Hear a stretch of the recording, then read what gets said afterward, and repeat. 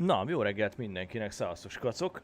Most családias lesz a hangulat, mert ez nem mindenkinek megfelelő időpont, hiszen mindenki azért most már dolgozik. 20-án még tűzijátékot lőtt föl a magyar kormány 15 milliárd forintért, most viszont már dolgozni kell. Úgyhogy valószínűleg többen így is tesznek, úgyhogy viszonylag kevesen leszünk. Szóval, egy pillanat és kirakom új ablakba a chatet, és már mehet is a történet. Szóval mai napon egyébként Xbox játékbemutatók lesznek, illetve Microsoft féle játékbemutatók lesznek, amire nagyon kíváncsi leszek, úgyhogy a mikrofon már megint megőrült, szevasztok. Igen, Downflare, halé, csau, Kevin Mida, szia, Nagy Norbert, haléhó, Alexa is itt van, így van, Warzone, üdv néked, Warzone, Erdősi Ádám, szia, Korez, halé. Ja, úgyhogy egész konkrétan 6 perc múlva kezdődik a történet. Már olyan játékvideókat fognak ma bemutatni, amikről vagy egyelőre trailereket kaptunk, vagy egy nagyon rövid bejelentést, vagy már kaptunk belőle gameplay videót, de nem ilyen hosszút, amit most fognak bemutatni, vagy egy teljesen másikat fognak róla bemutatni, tehát olyan extended gameplayeket fogunk kapni. A stream ideje nagyjából most így számoljunk 3 órával, 3 órától olyan 5 óra 20, maximum 5:30-ig fog tartani, mert utána megyek vissza dolgozni, de kíváncsi leszek. Elvileg kapni fogunk Diablót, ugye a normál, ugye a legújabb Diablónak tehát a Diablo 4-nek a DLC-t fogják bemutatni, a Diablo Immortalt, és elvileg kapni fogunk Stalkert, és én amúgy baromira kíváncsi leszek a Stalkerre, úgyhogy hát Diablók is nagyon jók, de nem az én játékom, persze nyilván játszottam régen nagyon sokat Diablóval, de inkább az akkor jó volt. Nekem az úgy nekem megmaradt. Ez olyan, mint tudjátok tegnap, mint a Péter Moyennek a bejelentése, hogy akkor, amikor ő bemutatta mondjuk a Black and White 2-t, vagy a Black and White 1-et, vagy a Dungeon Keeper-t, meg ilyenek, akkor azok nagyon komoly és nagyon jó játékoknak számítottak. Ma is annak számítanak, csak hogy már ugye eltelt 20-20 pár év, úgyhogy nyilvánvalóan nem azóta fejlődött egy csomó dolgot a játékipar, az emberek is változtak, szóval ja, de ettől függetlenül ezek mind jó játékok maradtak, mint ahogy a Diablo is, csak én inkább a Stalkerre vagyok most rácsomarodva kicsit. Evil Gaming, szia, Hali, 82 Rifurb, haló, betettem DC-re a listát, mi lesz ma? Zsír, köszönjük szépen, király, zsír. Ja, várom a mutatokat, elvileg mutatnak jó pár dolgot. Mondom, itt most családias lesz a hangulat, nem leszünk sokan valószínűleg, mert tényleg mindenki dolgozik. Valami gémet, amire várok. Nem tudom, hogy ma szerintem Diablo, Stalker lesz, meg talán kapunk egy Indiana Jones, de azt kétlem. Mert ugye a holnapi napon is mutatnak még be ugye játékokat, illetve tehát ma van szerda, tehát csütörtökön is és pénteken is. English or Spanish? Evil Gaming kérdezi. Mármint ez hogy érted, hogy English or Spanish? Angol vagy spanyol? Nem tudom, mire gondolsz. Ja, hogy amit nézni fogunk, streamet? Hát az a hivatalos GAMESCOM Studio 2024 Day 1. Ja, English livestream. Igen, jó. Oké, igen. De miért néznénk spanyolt? Na mindegy, jó. Ja, mert a múltkor lehet, hogy véletlenül valamelyik spanyol volt. Mi spanyol felirat volt rajta. Igen, ez lehetséges. Igen. Jó, most hirtelen nem tudtam, bocs. Ma csak 2 kávét ittam. Ja. Hogy vagyunk? Fantasztikusan, Warzone. Fantasztikusan. Minden király. Minden szuper. 3 perc. Hát nem tudom, hogy átrakjam igazából a képet, vagy még ne. Vagy nem tudom, mi van. Végülis átrakhatjuk a képet, nem? Vagy nem tudom, hogy legyen. Jó, átrakom a képet, aztán addig is megy itt a háttérbe a történet. Ja, whoever move first is gay. Ezt jelenti. Mármint, hogy English or Spanish. Oké. Black and White 1-2 oda-vissza megvoltak. Igen, nem mostani játék. Igen. Na, 3 percen belül kezdünk. Úgy értem, egy Dragon Ball game-et azért elvileg azt is mutatnak. Igen, elvileg. Hát azért mondom, kíváncsi leszek. Diablo, Stalker, Agnes of Mythology. Ágnes? Oké. Starfield kiek, Forza 5, PS kiadás, Diablo Immortal. Oké. Dark from Harbon. Szia, Hali. Ezek várhatók ma. Oké. Azért mondom, én ebből kimondottan nagyon kíváncsi vagyok, hogy a Forza 5 hogyan fog milyen lesz a PS5 kiadása, illetve mivel sose játszottam vele, ezért a Diablo Immortal baromira érdekel, illetve még az Agnes of Mythology is, esetleg mellette, hogy a Starfield kiegészítő, hogy milyen benne autóval menni, hivatalos patch-el, illetve kiegészítővel, amit már a játéknak a módderei már ezelőtt fél éve megcsináltak. Nyilván viccelek, mondom tényleg nekem a Stalker nagyon kíváncsi vagyok rá, hogy milyen lesz. Gamer, a Forza Horizon PS5-re esélyes lehet? Volt róla nagyon sok leak, tud róla valamit? Igen, imént lett leírva, hogy elvileg most lesz a bemutató egyébként a Forza 5 PS kiadásáról, amire kíváncsi leszek. Joker Hun 911, az igen. Olyan, mint a Porsche, vagy mint a terrortámadás. Na mindegy, ebben nem menjünk. Sziasztok, Ali. Ciao, ciao. Igen, várható PS5 kiadás a Forzából. Igen. Ja. Wow. Jól van, skacok, jó lesz ez. Amúgy Mario, te nem a Super Mario rokona vagy? Nem, én a Luigi. Bocs. Amúgy azt vágjátok, most ezt lehet, hogy már mondtam, azt tudjátok, hogy az miért Mario Brothers? Mert a Mario-t úgy hívják, hogy Mario, ez nem vicc. A Luigi pedig Luigi Mario. És ezért Mario Brothers. Ez most ez kajak így van. Egri Surmó, szia Egri Surmó, Halli, ciao. Ja. Na, 50 másodperc. Kíváncsi leszek rá tényleg, hogy mit gurítanak. Illetve azt, hogy a bejelentések közül, hogy mi hogyan néz ki. Igazából a Diablo is érdekel mondjuk valamilyen szinten, de inkább a Stalker. Ja. Ha már 28-szor is eltolták, és most elvileg kaptunk egy végleges megjelenés novemberre. Én ezt csak akkor hiszem el, amikor már megjelenik. Na. Krisun HD Gaming, szervusz Krisun HD Gaming, szia! Üdv! Mi ez? Kleopátra meg Julius Cézár veszekednek? Ki a leggyengébb láncem? Bocs. Na, abban a pillanatban. Primo, szia Primo! Na, akkor menjen. Ja, várjatok már. Egy pillanat. Gamescom has begun. Hello, everybody! It's the biggest gaming event in the world, and Gamescom Studio is your one-stop destination for all the excitement. It's awesome to be here at Gamescom. Coming up today, some of the most anticipated games ki volt kapcsolva és nem volt átállítva.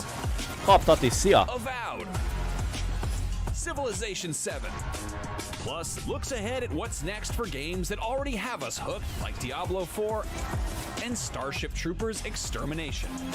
Plus, we'll take a look at what's happening around the Gamescom show floor, bringing you sights, sounds, and maybe some surprises. So get ready, because Gamescom Studio, live on IGN, starts right now. Egri Surmó, bocsi, hallottál valamint a Fallout film második évadjáról? Úgy hallottam, készítik. Óriási siker lett, úgyhogy igen. Tehát gyakorlatilag olyan, mintha egy aranyat termelne egy tehént. Nem fogják levágni. Azt addig fogják fejni, amíg jön. Ja. Szeptember 11 szülinap, de a kocsit is szeretem. Oké, király. Going on here right in Cologne, Germany. We'll have interviews with game developers, voice actors, and the people working on the coolest upcoming and ongoing games. Plus, we'll also be showing you around the absolutely massive Gamescom show floor, which is Microsoft stratégiája, hogy előzzük a PS-re és az exkluzívokat, mutatva, hogy az exkluzivitás semmire se jó. Igen, de így az utóbbi 15 évben erre rácáfolt már Sony, hogy de. Mert hogy volt mi értelme venni PS-t, PlayStation-t. Csak nem egy odvasva követő Krisz, odvasva.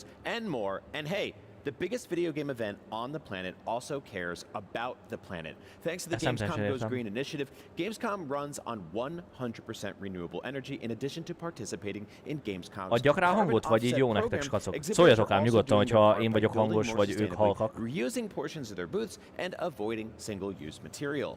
It's quite amazing. The Gamescom force continues to grow and more trees have been planted thanks to donations from attendees. You can find out more about Gamescom's sustainability efforts and find out how to do your part at gamescom.global. Nem baj, mutatnak valami Speaking játékot. of global, if you can't make it to Germany this week, don't worry because Gamescom has actually gone worldwide.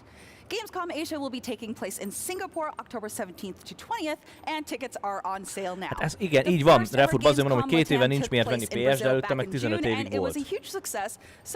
Azért mondom, hogy amúgy igaz, de előtte meg 15 évig volt. I'm excited to go back there. As for what's happening today, right here though, we've got Dragon Ball Sparking Zero up next, followed by a look at Diablo 4's Vessel of Tehát kapunk egy sárkánygojcit, Sparking Zero, aztán Diablo 4, Monster Hunter Wilds és Starship Troopers. Még a Starship Troopers-ra is kíváncsi vagyok. So, let's actually see what's happening out on the show floor. Oi oi and welcome to Gamescom 2024. We're going to be out here on the show floor. Vércsoportja terabyte. We're going to have a look at Indiana Jones and the Great Circle. Later, X marks the spot. We're going to have a fantastic look around this, quite frankly, massive Xbox booth. And then later on, when the sun goes down, as does the Dying Light, we're going to take a look at Dying Light, the Beast. Jó, a Dying Light, ez a Beast, ez a Dying Light, the Beast, ez szerintem update-eltek az engine-en, vagy valamit változtattak, mint hogyha jobbak lennének a fények, nem? Vagy csak hatásvadász az egész. Dragon Ball fans are counting down the days to the release of Sparking Zero, and last night we got a brand new trailer celebrating the fact that it is only 50 days away, but I guess that's 49 now. Here to answer some of our burning questions about Sparking Zero is the games producer Jun Furutani and Mark Karstens, who will be translating. Hi. Welcome. People are really excited for this game. People are extremely hyped for it.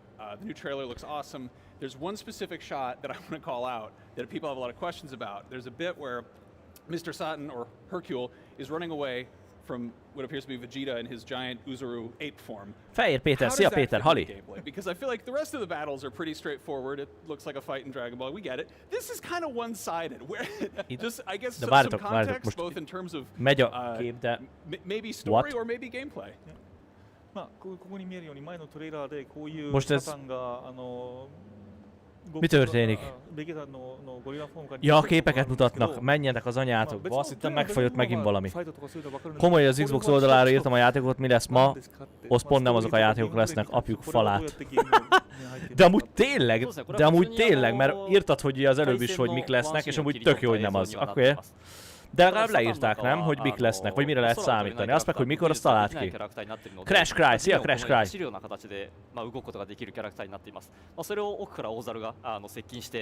攻撃を畳みかけているっていうワンシーンをちょっと切り取ったシーンになりますので、お客さんの中でもプレイしている中でまさにこういうちょっとリアルに本当に逃げ回ってるシーンみたいなことはリアルタイムに起こりうるものとして、こちら見ていただければと思います。So this is actually a battle scene? Because you know you can Azt mondják, ez itt most egy harci jelenet. Ne. Dragon Ballba harci jelenet.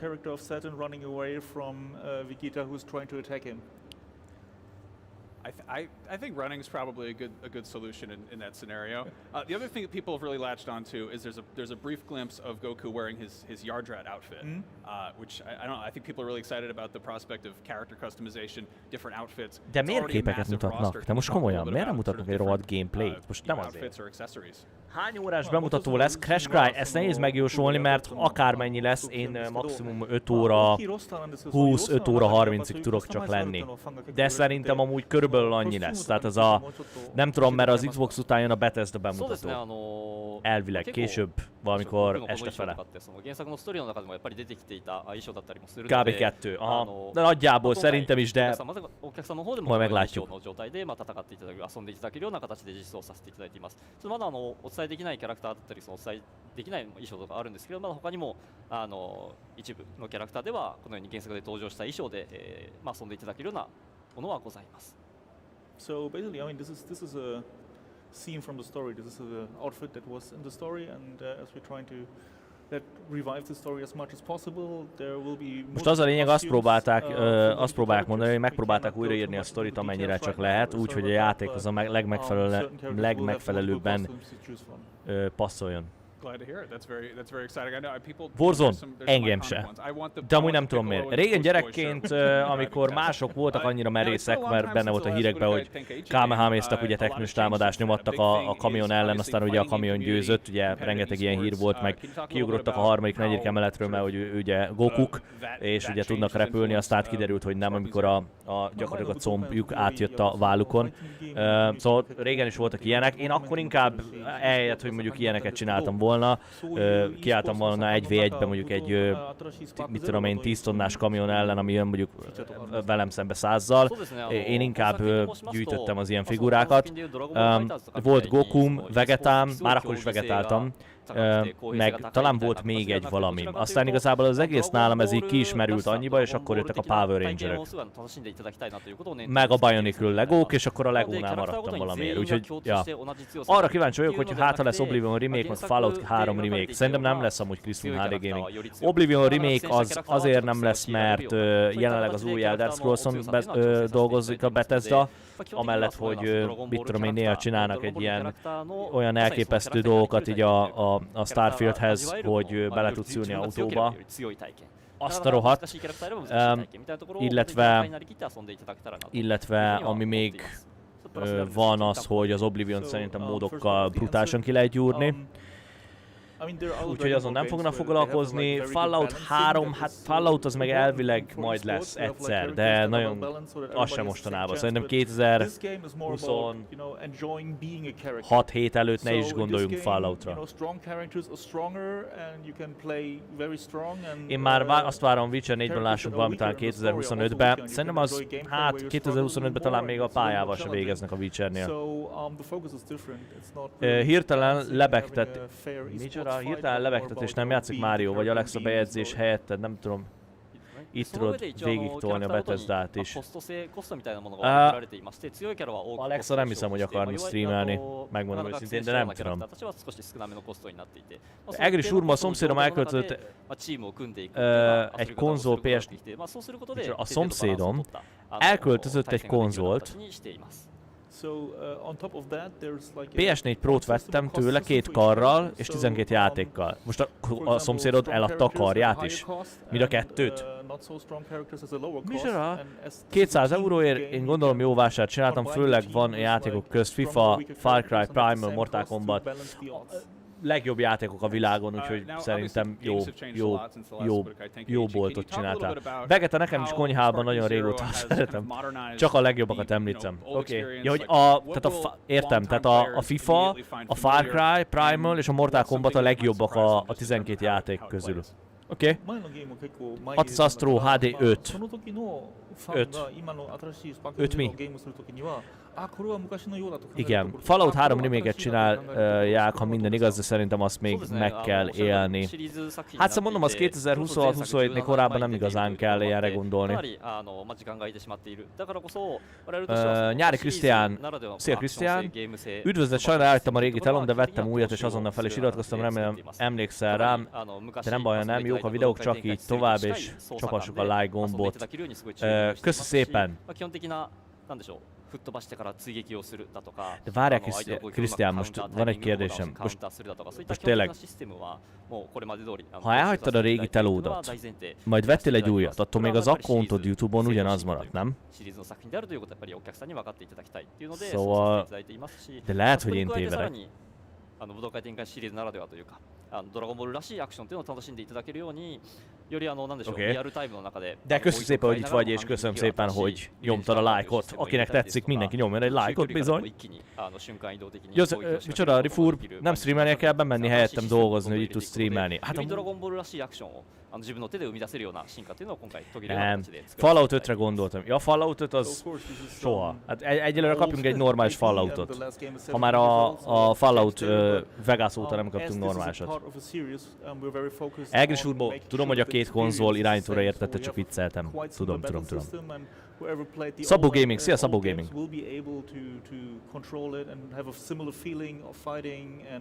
You know how to attack, like punch him and throw him away, and then you dash to him, or you know, like you counter timings, and so will be similar to the old games. Ja, hogy mindenből újat kell csinálni, semminek se tudják a jelszavát. Jaj. Oké, így értem. Így értem. Jó, oké. Az Astro előbb Elder Scrolls 6-ot ígérték be, igen. Amivel szerintem 2042-re végeznek.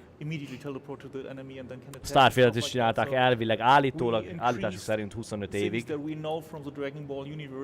Na most, mindegy, hagyjuk. Új e-mail, új Facebook, minden is új. Hát akkor van egy új... Az jó. Hát nem feltétlen rossz igazából, nyomtál egy resetet.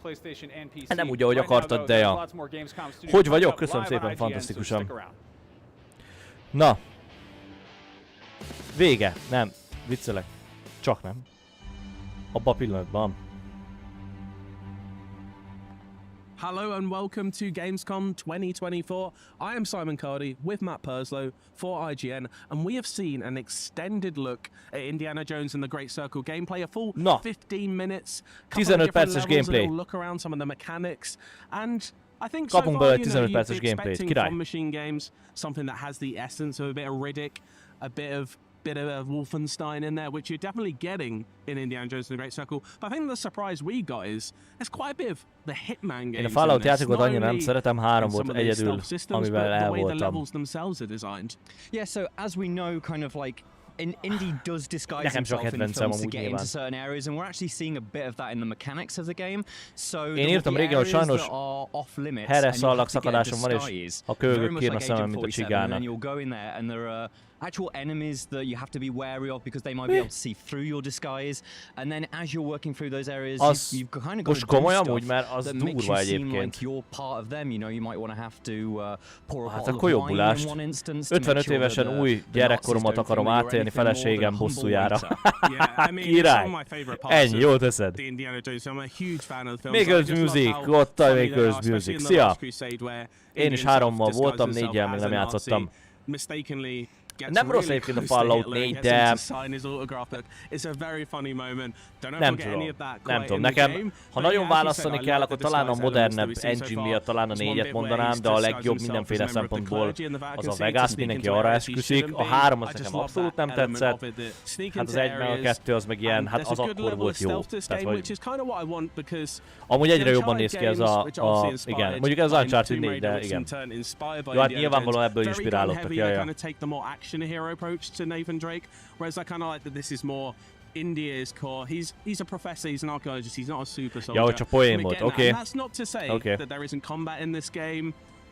Outside of stealth, he does like to get himself into a fight, and I know you in particular are quite impressed by the melee system they seem to have in this game. Yeah, so as you were saying with Uncharted is very gun heavy, and kind of like Nate has lots of different weapons that he can use.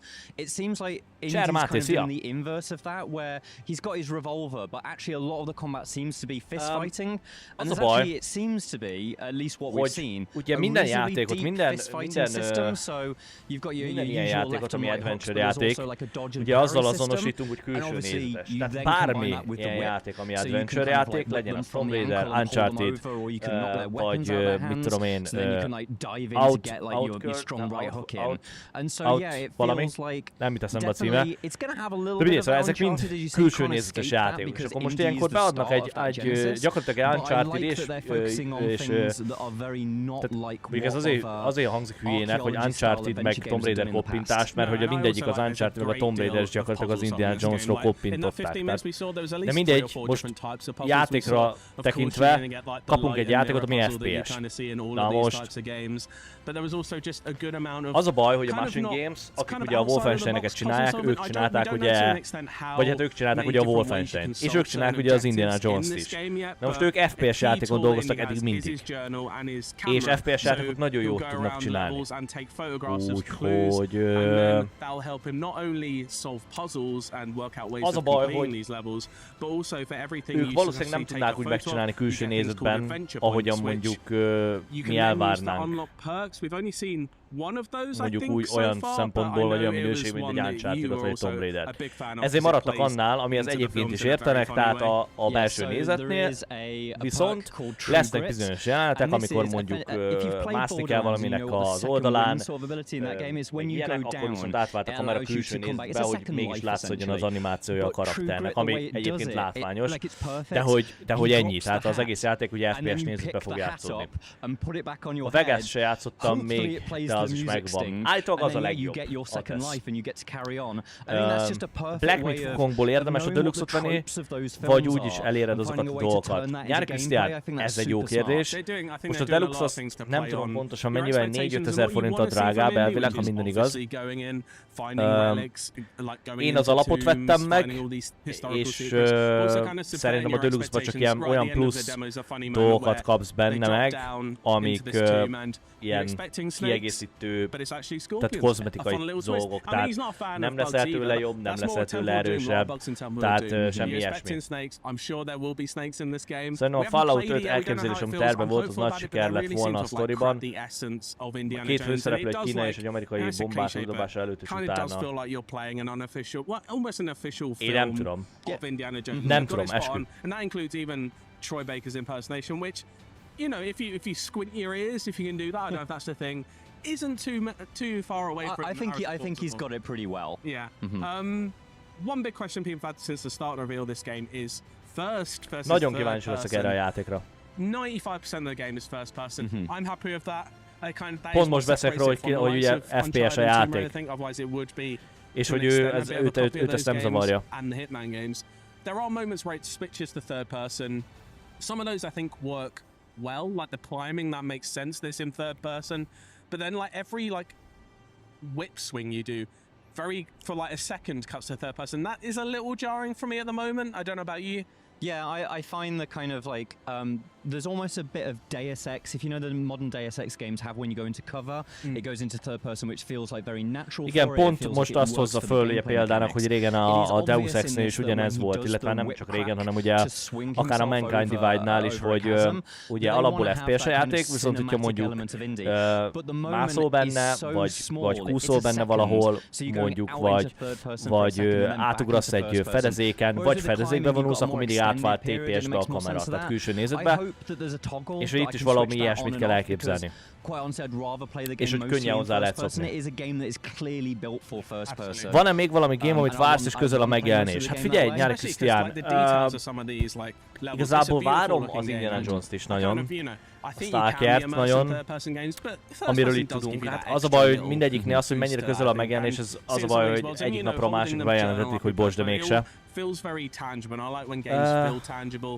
And it's another way they're really like encapsulating the feel of the films. I do want to touch on the comedy of it all as well, because I do think it's going to be Stalker, Indiana Jones, azt várom. Like Hitman is one of the funniest games you can play because it allows you to do funny things. Nem tudom.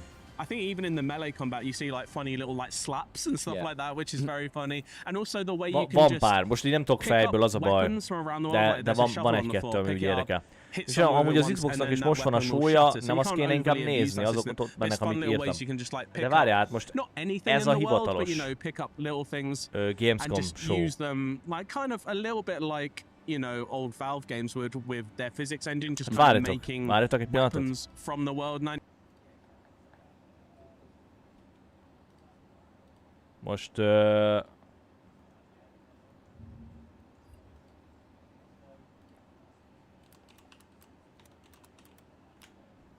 Xbox show. I'm coming in very hot. Who is this? Hát én erre gondoltam, hogy ez lesz az. Jó, akkor itt van az Xbox show. Köszi, hogy szóltál. Ez nem az volt. Akár, várjatok. Pillanat. Hát de ez a hivatalos. Belinkelted. Hát oké, én ezt értem, csak... Oké, egy pillanat.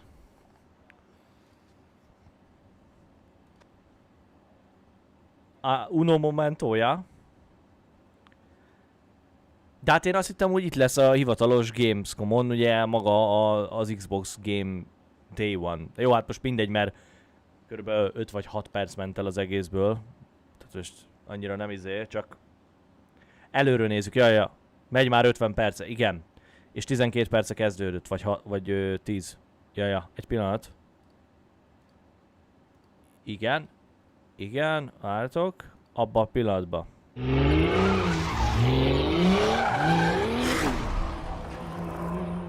Na, Forza Horizon 5.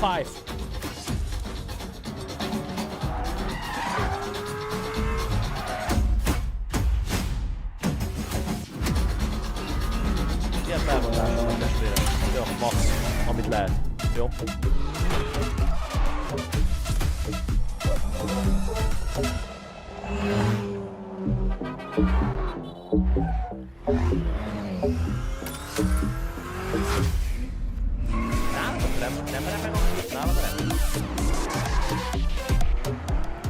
Lejjebb veszem a hangot. És oda valamennyire javultak az életkörülmények ott akkor, amikor dumcsisztunk, hogy nem használtattak a lenti hűtőt, meg ilyenek. Jobb lett a helyzet. De hogy lett jobb? Herzlich willkommen hier aus Köln. Welcome to GAMESCOM. For the first time, Xbox Game Studios, Activision, Blizzard and Bethesda are coming together here in Cologne to bring you what you want. Nem ugyanolyan, mint volt, Krisztián. Games. And we've got our work cut out for us this week as we showcase the Épít 81, szia! titles on display. Minden and the oké. many ways to play Meleg that van. makes Xbox Nyomjuk. the best place A for game. gaming. And to do all that, we've assembled an international squad. Vagy a izét, Because na, with this a many live-ot, ja. titles, Bocs, we need csak közben hallgatom, amit mondanak. That's right, Lena. Na, és itt ugyanúgy beszélgetnek. Király. Gamers willing to play and properly fan out over the latest titles. It's a tough job, but somebody has to do it. So get yourself ready for some interviews, live gameplay, and some big announcements across Xbox consoles, PC, and cloud, plus all the latest titles from Game Pass and PC. Ruha business. You know, in fact, Henry, we've already seen a Alakul. brand new game mode reveal for Forza Horizon 5, Hide and Seek at the top of the show. Itt most az volt a lényeg, hogy a Forza Horizon 5-höz a Hide and Seek, mint kiegészítő, illetve DLC, az free to play, tehát hogy ingyenesen játszható lesz. To help kick off our show, we've got some very familiar Abban a faces here with pillanatban us. Phil It's Spencer. Sarah Bond and Phil Spencer. Thank you so much for joining us today. First question, how does it feel to be here at Xbox's Gamescom presence? It is so much energy here. It's been fantastic to see the fans, to be part of opening Igen, Night Live Joker, last jó night, mondod, to see igen. their reaction. Meg az is fontos tudni, hogy alapból a Dying Light The Beast az azt úgy lehet játszani, hogy nem kell hozzá az alapjáték megléte. Szóval anélkül is, hogyha megveszitek, amúgy is alapból olcsóbban, akkor nem kell hozzá az alap Dying Light 2. And it reminds you of what makes this industry special, which is all about celebrating games, the joy they bring, and the people who make them. It's for us our first Gamescom with Activision, Blizzard, Bethesda, Xbox all here together. So there's definitely something special. All the teams have gotten together, and I think there's just such great representation. I'll also say the industry has gone through a lot of transition with our shows, and seeing Gamescom as strong as ever with fans, consumers coming in, all the creators that are here, strength across Europe. Like, we need more of this in the industry. I'm glad we're here supporting. And it's just awesome to see how the gamers show up to support this show. Bigger and better every year. We love to see it. Kell hozzá kis Before we idő. come to the booth, though, I actually want to talk. I saw you both Azt a were at sárga Open hajat Night Live Curry jutott yesterday, and there were eszembe. some pretty amazing reveals and news in there. So, what was it like? Amúgy az a durva, hogy még jól is áll a csajnak szerintem. Mármint, hogy tök jó ez a sárga szín. There's nothing better than being in the room with the live reaction and to just see people marvel at the things that are being made, all the work being showcased, and folks put so much work into bringing that forward. Ő Sarah Bond, I'd say for James me, Bondnak a felesége. it was really cool to see Game Pass titles in the show. I think we had over a dozen titles that are coming to Game Pass in the show. We just have a fantastic lineup. But I was especially excited to announce that Genshin Impact is coming to Xbox. Yeah, that's my one. Ja igen, most ez egy nagyon nagy dolog, amit én nem tudtam egyébként, hogy a Genshin Impact jön Xbox-ra. Én azt hittem kim van There's going to be Xbox-on. full cross progression, and it's also going to be on cloud. So És elérhető that lesz one was felhőbe a is. real highlight for me because I know so many fans are excited to enjoy that on the Xbox. I love when creators are making new things, and you have to be really brave to come to a show maybe before you're done, show your game, get the feedback, teams that are creating new games. I thought the diversity of games at the show was awesome. Oh, absolutely, From yes. big, huge games to smaller games, things Ó, we've néz ki, heard of, az csaj seen, szép, csak kicsit things we dagi. hadn't heard of. I also have to say Genshin. We got to meet the tudom, Mihoyo nem. team Lehet. earlier in the day, Yeah. and they had such excitement. Vagy az for új this, James Bond their testvére vér announcement. szerint, Jami? It was nice to be able Igen, to support Andor that. Fazekas, Oh, igen. fantastic. Igen, mert And láttam obviously én we is, want hogy to most talk about everything that live. We saw some amazing new stuff from fekete Indiana nőt Jones and the akarnak Great Circle James Bondnak, as well. igen. There was that Logikusan, ha már exciting eddig ugye release végig date. fehér We férfi also saw the volt. news about PlayStation as well, which is really cool. I'm really interested in that. So I want to know how this connects back to Xbox's perspective on how and when this approach happens to other titles. I mean, I'll start just saying Machine Games is doing such a nice job with that game. I thought it showed really well. And that's the most important thing is quality of the games, teams that are getting support that can go build the game. And it was just nice. The long gameplay segment that they had, I thought was fantastic. Going to the PlayStation announcement, obviously last spring, we launched 4 games, 2 of them on the Switch, Ja igen, és 4 of them on közben a PlayStation. barátnőm mondta, hogy amúgy a Phil Spencernek amúgy Doom-os pólója van, és amúgy I tényleg. might have said from our learning we're going to do more. What I see Ne legyen when I unalmas, a look show is our Mario gyártja franchises are poénokat, getting igen. stronger. Our Xbox Próbálkozok. console players are as high this Bár year ne as they've tenném, ever ugye? been. Amazing. So I look at it and I say, okay, our player numbers are going up for the console platform. Our franchises are as strong as they've ever been. And we run a business. Like, it's definitely true inside of Microsoft. The bar is high for us in terms of the delivery that we have to give back to the company. A sötét We get hajú a level of jobban support from tetszik. the company that's just Mármint a nő vagy a amazing in what férfi? we're able to go do. So I look at this, how can we make our games as strong as possible? Our platform continues to grow, both on Kicsit console, mély a on hangja, de amúgy nincs PC, vele and baj, on igaz? cloud.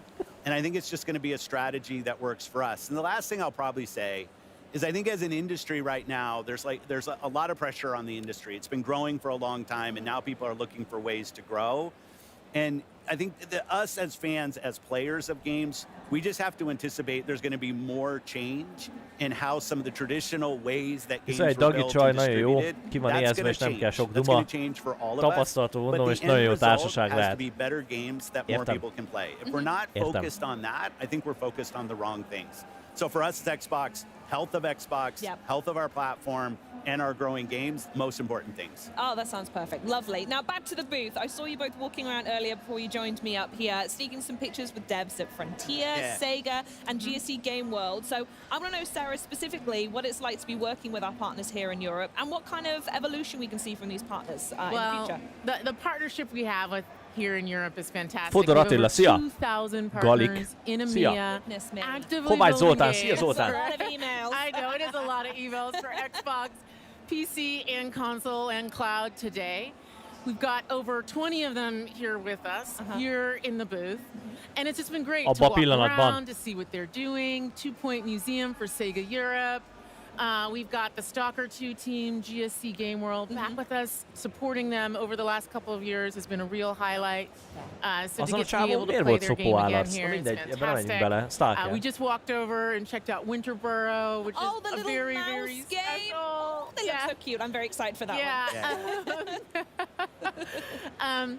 And so it's great to be able to grow here with the partners that we have in Europe.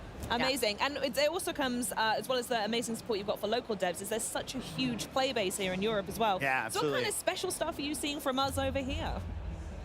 I mean, Europe's always been really important to Ez Xbox. halik lett It used to volna. be we Semmi treated baj. this almost solely as a Csak a PC csaj haja show. kisütötte a szem, és nem láttam, hogy mit I'm old mond. enough that I Értem. remember we used to kind of take E3 and just show it again. Like this was back when we didn't really Flash treat nekem mind a három Gamescom with bejön, the nem respect that it válogatok. deserves. Oké. Then we were focused more Értem, on hogy PC. Now poénkodsz, what we find biztos. here is putting our games on PC, on console really matches to the diverse player base we see in Europe. Like some of the strongest franchises on PC Itt are a from Forza here. Horizon We have 5-ben lesz egy great új console event, support. vagy hát valami So the most DLC, nagyobb important thing DLC, for ami, us is to show local ami support for creators, to put games in the fogalmam sincs, hands miről of fog people. szólni, de One thing that's free-to-play great lesz, about tehát hogy Gamescom valójában is ingyenesen you can come, hozzáférnek you a can play the tulajdonosok. games. You can feel what it's like to play Stalker or Vessel of Hatred from Diablo. Like you get your chance here. And I think that's something special about this show. And it's so accessible to so much of Europe. I just love that we support it the way we do. Yeah, absolutely. And with the sheer scale that it demands, as well as you were Ja, saying earlier, játékmód, Sarah, aha. absolutely With our little love it. city here. that we Yeah, have. the little city that we're building. We're the mayors. So I want to speak a little bit more on hardware, as we've gone over it a couple times here. Since I've not spoken to you since the showcase at all, which is criminal in and of itself, but we saw the 3 new options for the Xbox Series X and S. So I was wondering if there's a little bit more information we can share about Well, pre-orders are starting today. Yes, Sarah. All Yeah, right, they get did. yours in.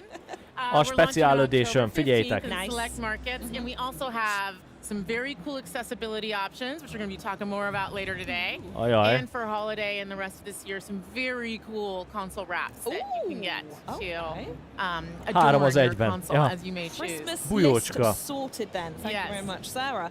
Okay, console options done. We're going to hear they're becoming just in time for Call of Duty Black Ops 6, which is amazing. Cannot wait for that. Looked so good last night in the show. Yeah, oh my goodness me, it was just the campaign silence. From Raven, I thought was just awesome. Oh, absolutely fantastic. Talking of games, I do want to know though, what are you going to be playing? Is there anything you've got your eye on? Last year we spoke about Brotato, and I wanted to give you an update, and everyone at home, that I have now 100%ed Little Kitty Big City, and it is quite possibly the greatest game of all time. But yeah, is there anything on your backlog that you need to catch up on, or anything coming up soon you want to dive into?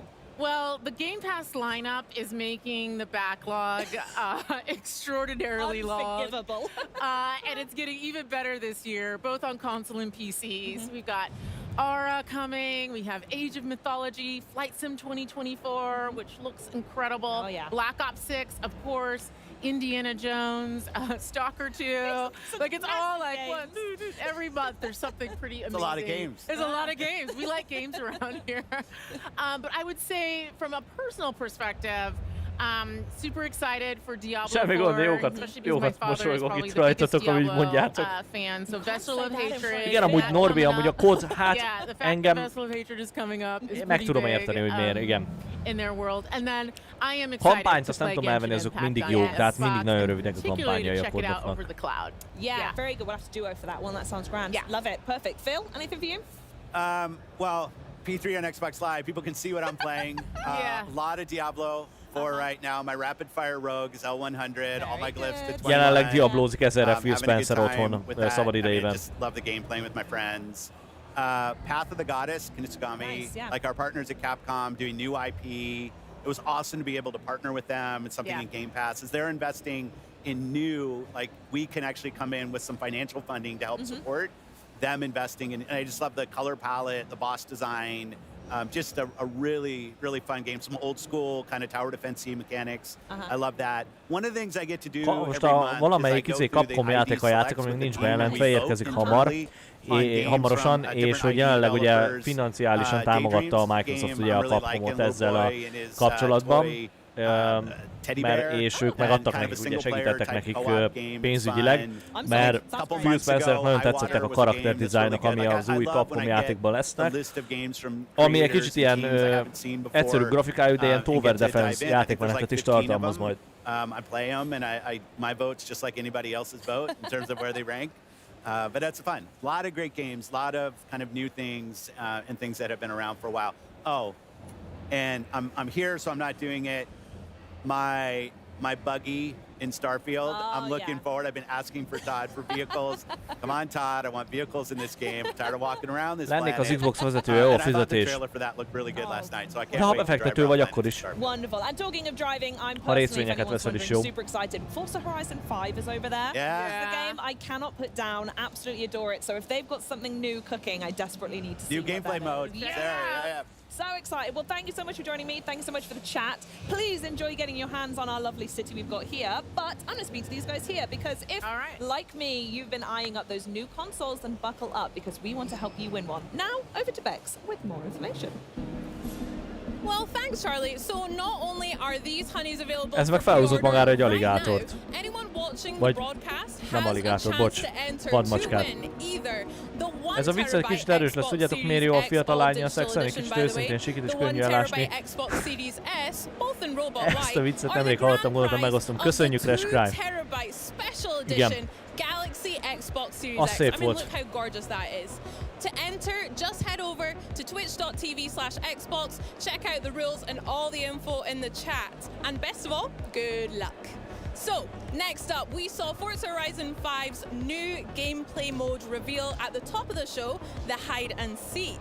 We are now going to look at some new wheels that have been inspired by Dallas Maverick star Luka Doncic and, best of all, blessed by the GOAT himself, Michael Jordan. So let's have a look.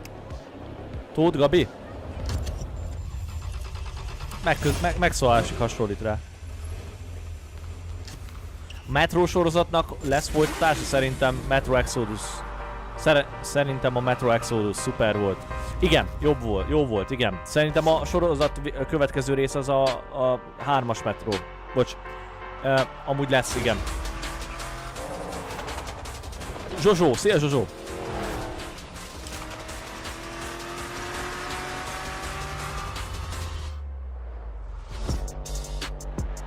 Jordan. De lehet, hogy Jordan amúgy.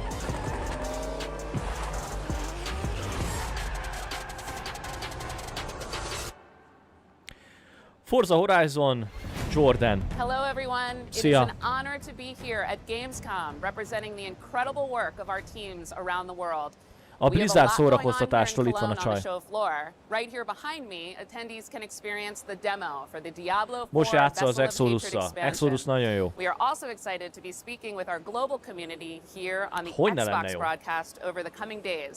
Nagyon szerettem én is. During opening night live, we shared that this is a massive year for Blizzard, particularly for World of Warcraft. The most ambitious creative endeavor for the team since the game's initial release. Játszottam a Forza Horizon valamelyik részével? Igen. Forza Horizon 3-mal játszottam. Forza Horizon 4-jel is szerintem, az volt a Fiktív Anglia, ugye? Illetve a Forza Horizon 5, ami viszont ugye a Fiktív Mexikóban játszódik, azzal is játszottam, igen. Nagyjából egy másfél, talán 2 órát mentem benne egy kört, jaja. So Diablo General Manager Rod Ferguson will be getting into the details of the new features coming with this expansion, and we'll share more about what's coming to Diablo Immortal. We're so excited to be here at Gamescom with Xbox and with all of you. Gaming is at its very best when we share our experiences, and on behalf of everyone at Blizzard, thank you for being a part of our legendary worlds alongside us. Now, before I go, I want to leave you with a parting gift from the Overwatch team.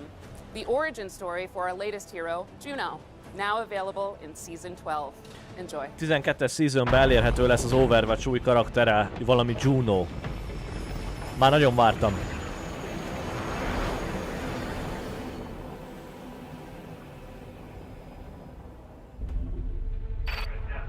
Flight, we're wondering why you haven't fired primary boosters yet. All systems appear optimal. I just need a minute. It is so hard to say goodbye to the only home I've ever known. I understand, but the colony isn't safe anymore, and our window of opportunity is closing. So let's get you on your way to your new home. Next stop? Starfield annyira nem fogott meg, mint a Fallout és az Elder Scrolls. Nem tudom, ez emberfüggő. Az Elder Scrolls-ok közül, amit én egyszer végigvittem és soha többet, az a Skyrim, azt is kb. 28-szorra. A Falloutot én csak játszottam, de nem vittem végig egyiket se. Egész egyszerűen nem érdekelt, a Starfieldet meg itt live-ba 4K 60 FPS-en magyar felirattal végigvittük. És baromi jó volt. Nem tudom, az emberfüggő. Szóval az új karakter úgy hívják, hogy JUNO, angolul csak you know. De mindegy. A Metro új része a jövőben fog játszódni, M4 lesz a címe, Zugló és Újpalota között fog játszódni. Ez annyira jövő, hogy meg se érjük. Igen, amúgy ez lehetséges. Nem, a VR Metroból lesz már VR játék, az a következő projektjük, illetve hát azzal már kb. Végeztek. És konkrétan csak VR, de megnyugtattak hivatalosan mindenkit, hogy igen, készül már az a következő Metro játék, ami nem VR, hanem az Exodus-val megegyező, teljes értékű Metro játék.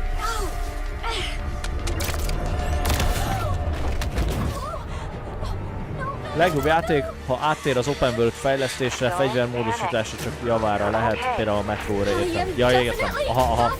Meglátjuk. Igazából a csőjáték, tehát maga az, hogy ilyen tényleg metróba mentél benne, az is nagyon jól állt neki, meg az, amikor kicsit kinyílt a pálya, és ilyen semi-open world lett, az is jó volt. Nem tudom. Én rájuk bízom. Az A4 teamre. De nagyon ügyesek voltak. Semmi pánik, csak kisodrottunk világért. Okay. All right. I have all the tools. Ez igaz, Norbert, a Metro játék olyan, mint a MAV, több évet késik, csak a Metrónál érdemes megvárni. Egyébként a Gamescom indie show-ja ma 8 órától lesz látható, ahol csak indie játékok lesznek bemutatva. Oké, király, király. Jó info. Sajnos én nem tudok itt lenni, de jaj. Hear that? We're all so proud of you. I want you to live a long, happy life on Earth, sweetheart. Always remember, I love you.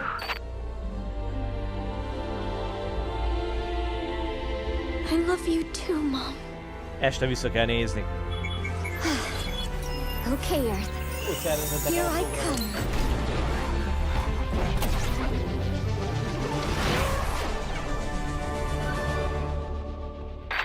Attention, unknown craft. Halt your approach and identify yourself. It is too late to halt. Szakó Viktor, szia! Szia Mario, State of Decay 3 hír vagy gameplay várható? Na ez jó kérdés, azt megnézném én is. Ugye a State of Decay 3 az most már Unreal Engine 5-ben készül, már jó ideje. Egyelőre meg gameplayt, kimondottan gameplayt még nem kaptunk. Arra én is kíváncsi lennék. Jó, hogy szóltál. Igen, majd megfeledkeztem róla. Igen. És kiírják, hogy túlóra. It's one of the fastest selling games in Blizzard's history, and it just made headlines again at last night's opening night live. And here to give us an exclusive look at Diablo 4's newest expansion, please welcome General Manager Rod Ferguson, Systems Designer Aislinn Hall, and Lead Game Designer Rex Dixon. Welcome, guys, to Gamescom. Thank you for having us. How you guys all doing? Yeah, it's exciting stuff. Now, for those of the people out there that might have missed, várjátok, kicsit le vagyunk késve, kicsit belepörgetek, jó? Mert most a Diablóról fognak beszélni, és utána kapunk gameplayt, egy pillanat. Game director for their Vessel of Hatred expansion, Brent Gibson, got on stage and he talked about something that we've been going even deeper on the expansion. You know, we've talked about the Spiritborn, the class, we've talked about the new zone, Nahantu, talked about the new story campaign, but we're like, there's even more in the expansion than that. And so we really want to get into like different ways that people want to play the game. And so we introduced the Undercity of Kuras, which is our new dungeon, which Rex will talk about. We have our new Dark Citadel, which is our, you know, you also can be, you can mix and match. You can be half centipede, half gorilla, and create really cool mixtures and unique play styles. And so, you know, it's really exciting to watch people get their hands on. This is the first place that, you know, outside of press and content creators, people have been able to play, and it's been fun just to watch them play. Well, half centipede and half gorilla is a disturbing image to end on, but, you know, thanks a lot. You're going to stick around because we need to talk about that. Rex, Aislinn, thanks so much for joining us. Changing gears now, though, we are, for those of you who have been counting down the days to September's Diablo Immortal major update, we've got a sneak peek at the making of Immortal's hellish bosses, including the rebirth of the Dark Lord of Terror himself. Na. Azt figyeljétek. Unspeakable horrors that you are fighting. Our boss experiences aren't something that you can get in any other game. We are giving players this heightened sense of horror. We have to deliver the player with experience that they're the hero. I think the spectrum of bosses that we have definitely hit everybody's personal horror stories. So we're like 50 bosses now. Some of our bosses in Immortal are incredibly deadly. And we're really proud to be able to actually have the ability to bring Diablo back into our universe. Everything that Diablo does, everything that Diablo says needs to be unnerving, terrifying. It is going to be a very, very difficult battle. The music changes, the environment changes. Baromi jól néz ki amúgy. And all of a sudden, you have to fight for your life. The process of designing a Diablo boss is usually quite organic. It really depends on the boss. Sometimes it starts with a cool mechanical idea. Sometimes it starts with kind of a narrative germ. The story team is going to have a lot of Nagy István, szia! Of like, what is the fiction behind the boss? And so what is the feel behind the boss? In some zones, we are going to lavish incredible build-up on a boss, especially the final boss. In Tristram Cathedral, before you fight Albrecht, the first Shardborn, there's a whole quest line that has you exploring the ruins of Leoric Manor and learning about his past. And so at the end, when you face him, there's this context and kind of a richness to the things that he is Nem saying. tudjátok véletlenül, most csak úgy kíváncsiságból, ugye az Diablo Immortals ugye megvan PC-re is, tehát konkrétan lehet játszani PC-n is. Most kérdésem az lenne, hogy ez már kapta a 4K felbontást? Mármint azt, hogy lehessen beállítani felbontást, vagy még mindig csak a natív, vagy az alapú beállított Full HD-n fut a játék. Ez Immortal, igen. When it comes to designing a Diablo boss, there definitely is a long list of visual elements that we go to. Spikes, demon horns, rotten skin, decaying skin. Mennyire betegek ezek a rajzok, de most komolyan. A concept art az artistoknak elment az eszük. We take different parts of the body and then we twist them in very uncomfortable, awkward ways. We love using different humanoid bodies and then almost melting them together. The intention in creating Diablo bosses is to instill a general feeling of unease. So if it starts to feel like we have pushed it too hard, that's usually the comfort spots. We have so many different representations of evil and horror, so no matter who you are, no matter where you're from, you can always bet that there is something in our game that is going to terrify you. So we have many different kinds of bosses in Diablo Immortal. Bosses that are almost too big for the level. They're not mobile. You only see the top half of their bodies. We have tanks where the main goal is to just get this big, giant hunk of meat and beat it up until it dies. We have co-op bosses that are, better with friends, working together as a team to really take on these puzzles that the bosses present. And then we have mind-bending bosses that really change the way you play the game, what your perception is of the boss. But my favorite boss in the game is the Butcher. Bringing the Butcher into Diablo Immortal was quite a journey for us because it is such a beloved character in the Diablo lore. When I was playing Diablo 1 az folyamatosan for hozza the a first pénzt, time, mert mobilos there was játék. this shock associated with encountering the Butcher. You open the door, he steps out, he's cleaving you very, very fast. Zsír, köszi. You're like, I've never seen anything like this before. What the hell is happening? Abban a pillanatban Diablo 1. We wanted the Butcher to be the real Butcher from the first Diablo, so it was kind of like, how do we bring him into our game, and what can we make more special about this particular encounter? Our Butcher is super intimidating. He's a gigantic boss, towering above the player. This is a Butcher that was basically too angry to die. He's just shoving his guts back in. He's got the chain that he throws. He's got the rush. He's got the fire coming out of the ground. And it's just a fun, nostalgic fight.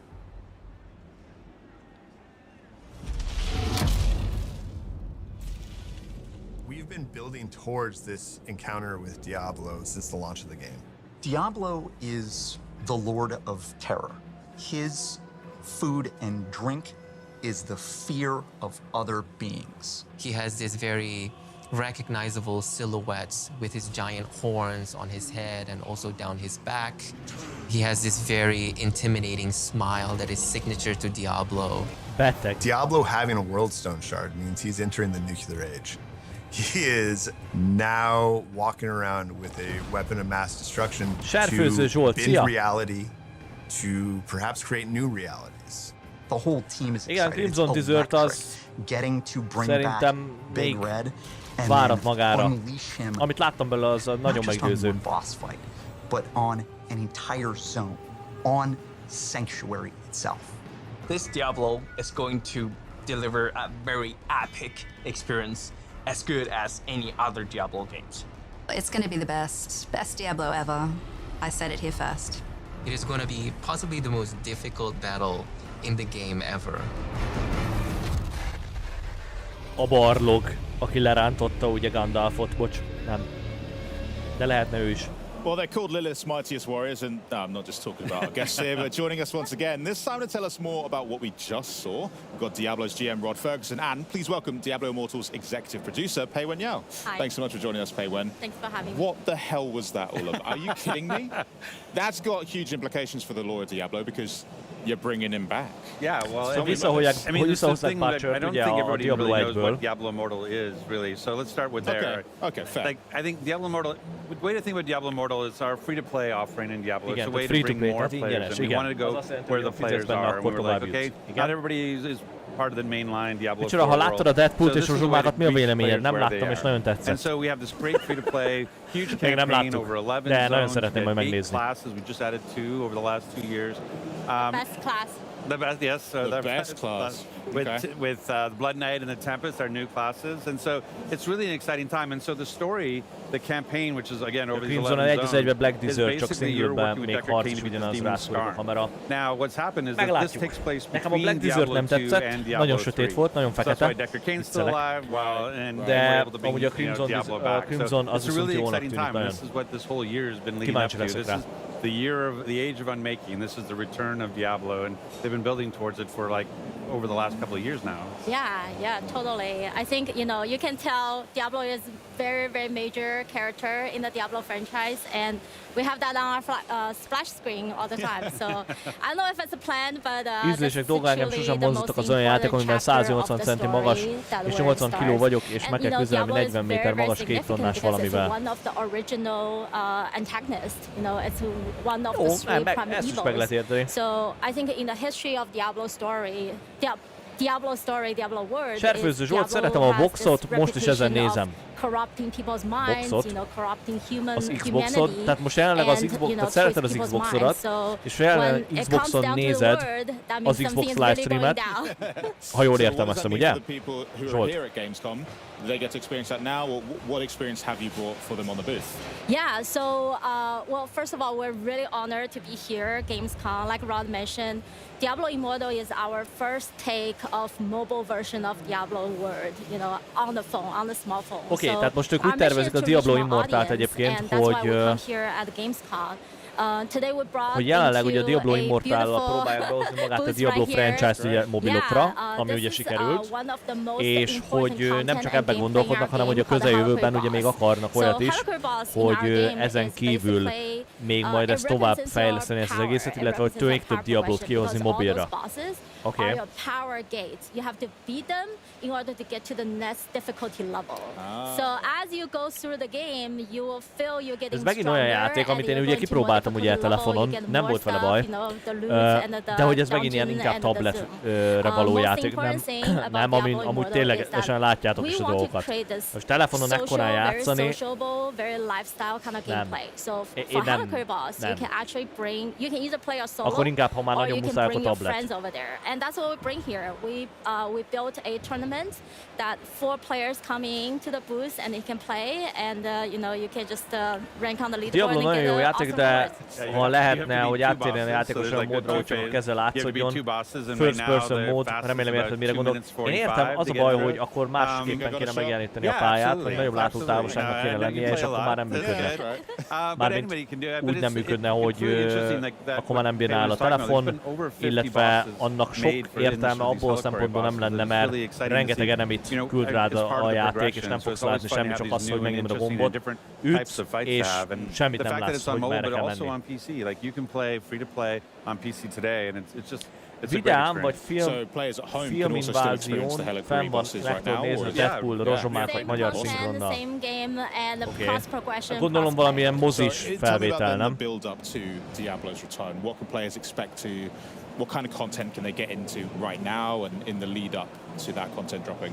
Yeah, so next few months it's gonna be, like I said, it's gonna be the most exciting story chapter of Diablo Immortal. Én amúgy lehet, hogy megvárnám egyébként, amíg ki lehet kölcsönözni, az kész. De elvileg november vagy december környékén már ezt ki lehet venni. The latest one that is gonna come up is in September. It's a release we're gonna we call it Crucible of Justice. This is where the story we're gonna review a very, very powerful weapon. It's called the Eldrim. It's a holy sword, and the player is going to go through the mission, the quest of purify that sword, and that sword is the secret weapon to kill Diablo. So you have to find the sword and purify it goes through the ritual.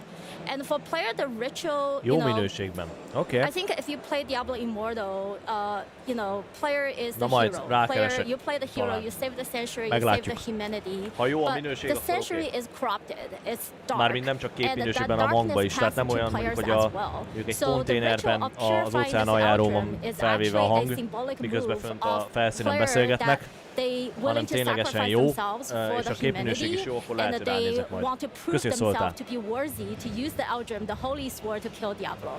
So that is the first part of the September release, and then we're gonna save the second part to the December, our holiday time, and we're gonna release the second part, which is the most exciting part, that you're finally gonna face the Diablo.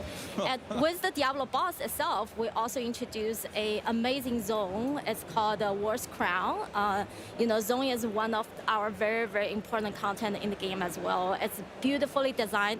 Not traditional concept of beautiful, but it's... I don't think I've ever heard the word skin used so many times. I'm a little concerned, but I'll trust you guys. It fits the word. It's beautifully designed. It's very dedicatedly, you know, created.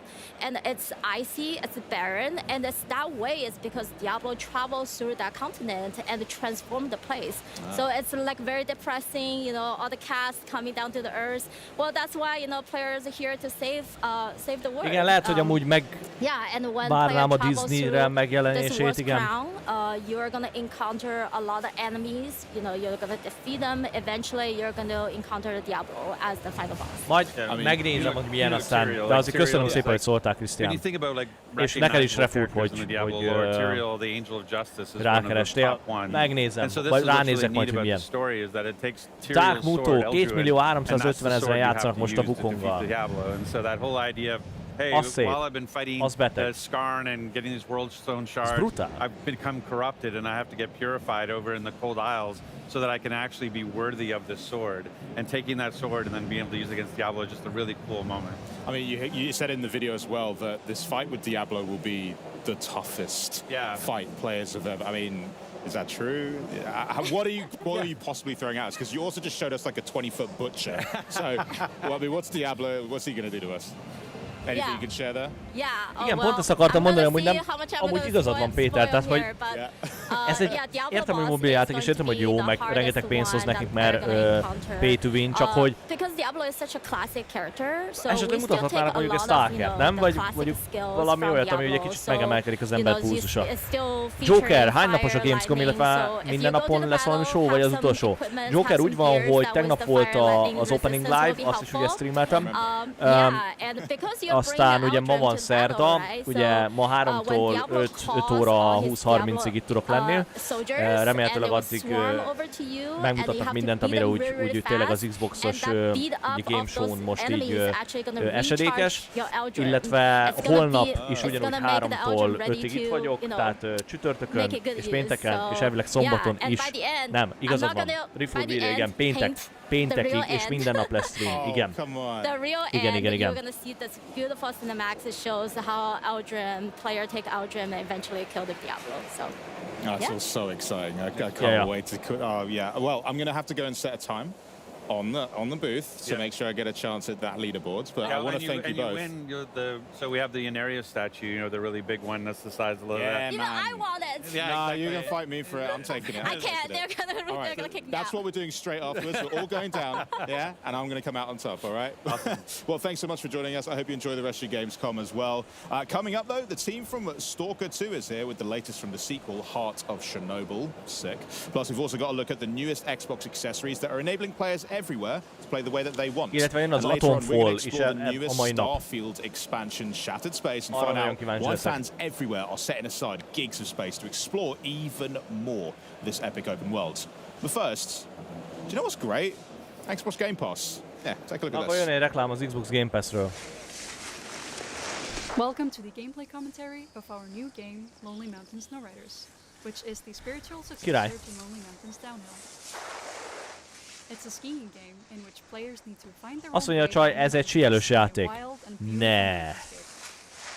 Our most important new features are a real-time online multiplayer in which up to 8 players can play cooperatively or in a competition, as well as a new trick system that allows you to pull off awesome-looking flips, spins, grabs, or super cool combinations of them all. We focused a lot of the development time on the controls and to make the feeling of carving down the slopes as smooth and fun as possible. Gépi magyarítással, igen. Azt hiszem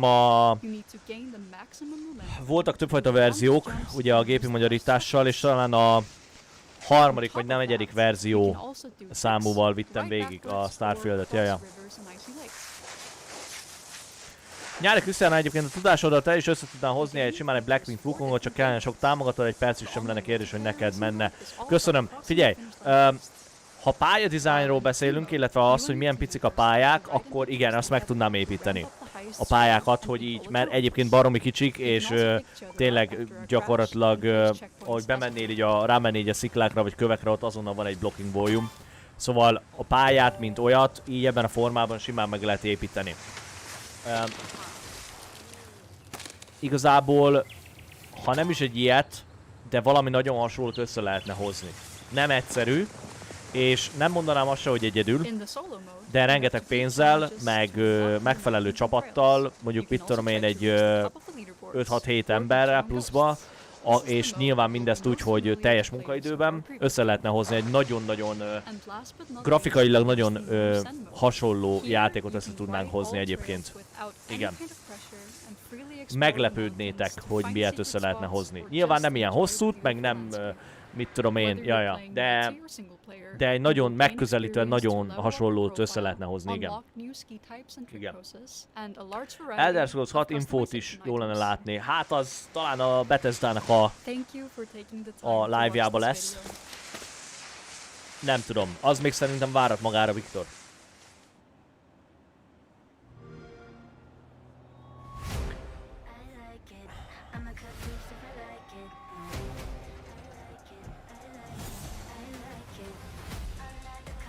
Blender, üdv mindenkinek, a tegnapin végül bealudtam.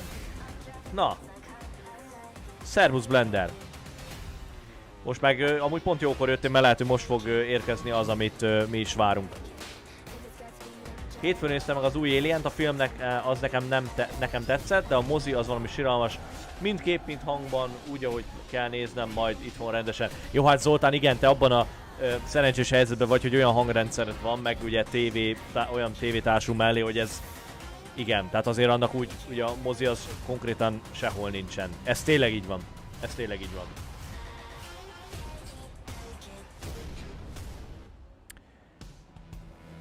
No. The Xbox Game Pass hype is real, and right now it's easier than ever to join the party, especially if you play on PC. Why? Because PC Game Pass is designed for PC players. Get new games on day one like Call of Duty Black Ops 6 on October 25th. Play some of the biggest games of the year and unlock partner benefits from Riot Games and EA Play. And if you're not already a PC Game Pass member, join now and get your first month of PC Game Pass for $1 or €1. This offer won't last long, so act now. But first, this post-apocalyptic horror action title is set against 64 kilometers of eerie, explorable area. It's also one of the most anticipated games of the year, and here to bring us back into the zone with some never-before-seen gameplay of Stalker 2, Heart of Chernobyl. Please welcome game director Eugene Gregorovic. Eugene, welcome to the show. Thank you for inviting. No, honestly, it is so exciting. We've got it on the booth here at Gamescom. I've been able to get hands-on. I'm so excited for you to take us through what you've brought with us today. But how's your first Gamescom? The previous was a year ago when we bring our demo, which was shown just on the PC. And today we are bringing another demo, which will launch on Xbox Series X. És gondoljatok bele, hogy ilyen embert küldtek Ukrajnába a háborúba. Very good. And we are happy for what we bring here and what we get the first impression from the players and the press. And so now I'm happy from what they are telling us about the Xbox build. Ez a játék eleje, amit ott mutattak már nekem a developer verzió megvan. because what we're going to do as well is we're going to hop straight into the gameplay that you're going to talk us through. So anyone watching who's excited to see Stalker 2 for the first time, if they haven't already, can see what they're going to be getting their hands on. Minecraft meg 360 milliárd, és valamiért a Stalker még mindig jobban mozgat. De értem, mit mondasz. De az a lényeg, hogy mennyire van berendezve az egész. Én az ármába sétáltam 1 órán keresztül az egyik irányba, nem történt semmi, meguntam. Azt letöröltem. Itt, ha valami történik, akkor már kicsit jobban járunk. Player at this point doesn't know a lot about how it works and what it's for. He just gets information that it somehow recharged an artifacts that's put it inside it, and that if it got successful, it's gonna bring a lot of let's say money. Maybe something else. So at this point, player don't know what is the goal of the character, why he's doing it, and he's learning the story about your character also by doing this quest line. Because this is actually the bit that they've got on the show floor here, isn't it? At the start of the game. Because I had so much fun. I get what you mean as well when you're just trying to discover what exactly it does, and the storyline sets that up. But what about the combat in the game as well? Because we can kind of see our first fight here. Yeah. So it's a group of bandits. They were resting just nearby in their camp and doing their cheeky-breaky stuff. And then they saw that something happened. A wall was destroyed with a huge noise. They just turned up going to see what's happening and found you, a player, and it's amazing as well, because I found myself when I was playing this I was like the flashlight turning on and off, and like you can also like lean around corners, can't you, to kind of like engage fights from like a bit of cover. Yeah, so it's very important in this game to have a proper tactics. You should hide a lot, you should use your medkits, you should survive grenades, because AI is very pushing and challenging. They're trying to outcome you, to go from other side, and it's pretty stressful. So it's a first fight. It's very simple fight against 3 bandits, but as from what we can see, it's often lead you to several deaths. It's very unforgiving as well. And we just see as well, I found that it's like a big part of the game is like looting. So what kind of things should people be looking out for when they're looting? Yeah, so the part of the game, so while we are fighting, we are losing our resources, consumables, food, ammo, and after the fight finished, we have to get through the dead bodies' pockets to find some ammunition, maybe loot their camp to restore what we just spent, because without it, we just run out of ammo, and the player would be like stuck. Because that's the big thing I have. I am very trigger happy when it comes to first-person shooters. Like I fire way more bullets than I should, and then I found myself as well. I was like, I need to check every building that I can because I need more ammo. Like, what kind of advice would you say for players hopping into Stalker 2 to spend their time in the world? So the reason why you should discover and look for some stashes in locations is not because you just want to find some items, but because it's interesting to discover this abandoned place where was some living some time ago, and where is some story behind it. And when you are just walking around and looking for the corners, and it's Egyébként kár, hogy nem lesz új Need for Speed játék, mert az előző 18-as játszottam már, úgyhogy hiányozna egy új. Because it's a Stalker stashes. They use some stashes for NFS, their next journeys, because they can bring like hundreds of thousands of kilograms. They have to make some stashes for there, and players sometimes find them. Azt még meg is vettem konkrétan. Nem tudom minek, de megvettem. And often it's very rewardable, because you can get a huge equipment boost by just going to some building you didn't expect to find anything there, but it could be there. That's what I found. I found myself like an assault rifle when I just had a pistol to start with. I was like exploring buildings and found that. But the game also, it looks amazing. Yeah, azt mondja, jól néz ki a játék. Igen, csak kár, hogy ebből nem látunk semmit. The player, we have some stealth mechanics. Yeah. So it's not very as you used to have a stealth in the game. It doesn't offer you like ability to be invisible for enemies. No, they will see you and shoot you. But at least it allows you to get slightly closer, to find better position to start the fight. For Speed mint név eladja, addig nem is akarnak. Initiate the fight with a grenade, so it would be easier for you, and then the fight is pretty challenging. Yeah. And you have to watch your hit points and your state, because you could be bleeding, and you have to use a bandage to stop this bleeding, because it's not. It's gonna last for long, and you're gonna lose a lot of hit points if you not stop and use the bandages. Yeah, because you have multiple ways of healing, don't you? You've got like the bandages to stop the bleeding, but there's like different types of med kits that you can find as well. You can have a regular med kits, medical med kits, and an army med kits. Yeah. A 2005-ös most van provide additional boost, but mostly it's restoring the hit points. Abból jó lenne also, if you are not in the fight and you just need to recover a small portion of health, you can just eat, and it will also bring you a small portion of hit points. See, that's what I loved as well. I found like there's so much resource management that you have to like pay attention to in Stalker, which really gives you a different challenge. So it's like you said, if you don't eat, you're going to perform worse in gunfights. Például, én ezt imádtam.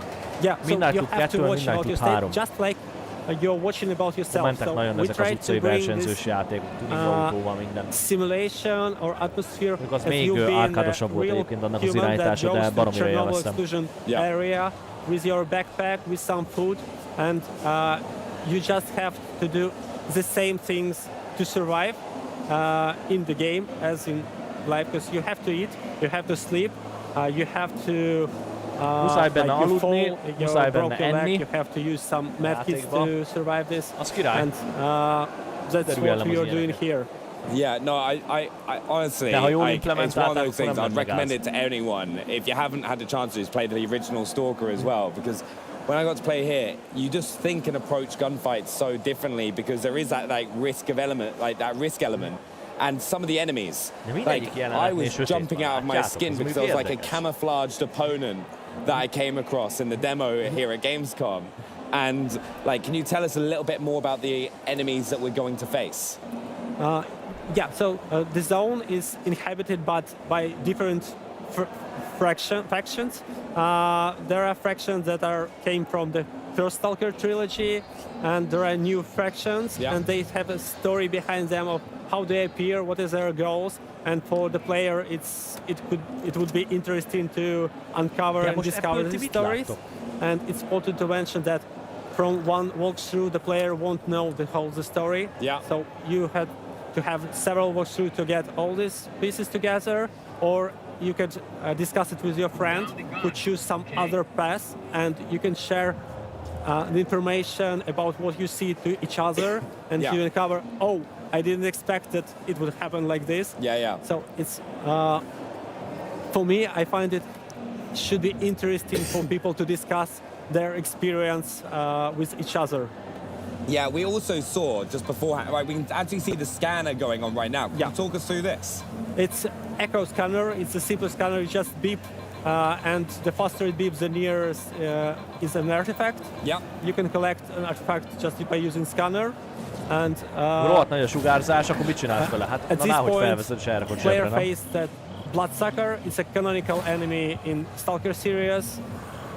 He has an ability to become invisible for player, and we found that from the feedback of the players and from what we see that he's doing quite challenging thing for the players, and but also it's very rewarding, because when you start playing the game and you start facing some challenge for the first time, you may die, second time you may die, but after it becomes easier for you, and at some point you become master of the game. Everything is easy for you, but it takes time to learn the game. This terrified me. Like, honestly, I was there going like, wait, at first I was like, what's attacking me? And I was like, how do I counter this? And I was like, suddenly realized I was a camouflaged opponent attacking me. It's like, I love that in this game, though, is there are so many challenging enemy components. Whether you're fighting bandits, whether you're like fighting these sort of enemies. And then I was like looting everything. I became like a loot goblin, where I was going into every building and just trying to find as many medkits so that I could stay alive. And there is also a lot of pieces of content just near the locations. This is not a main quest. It's often not a side quest.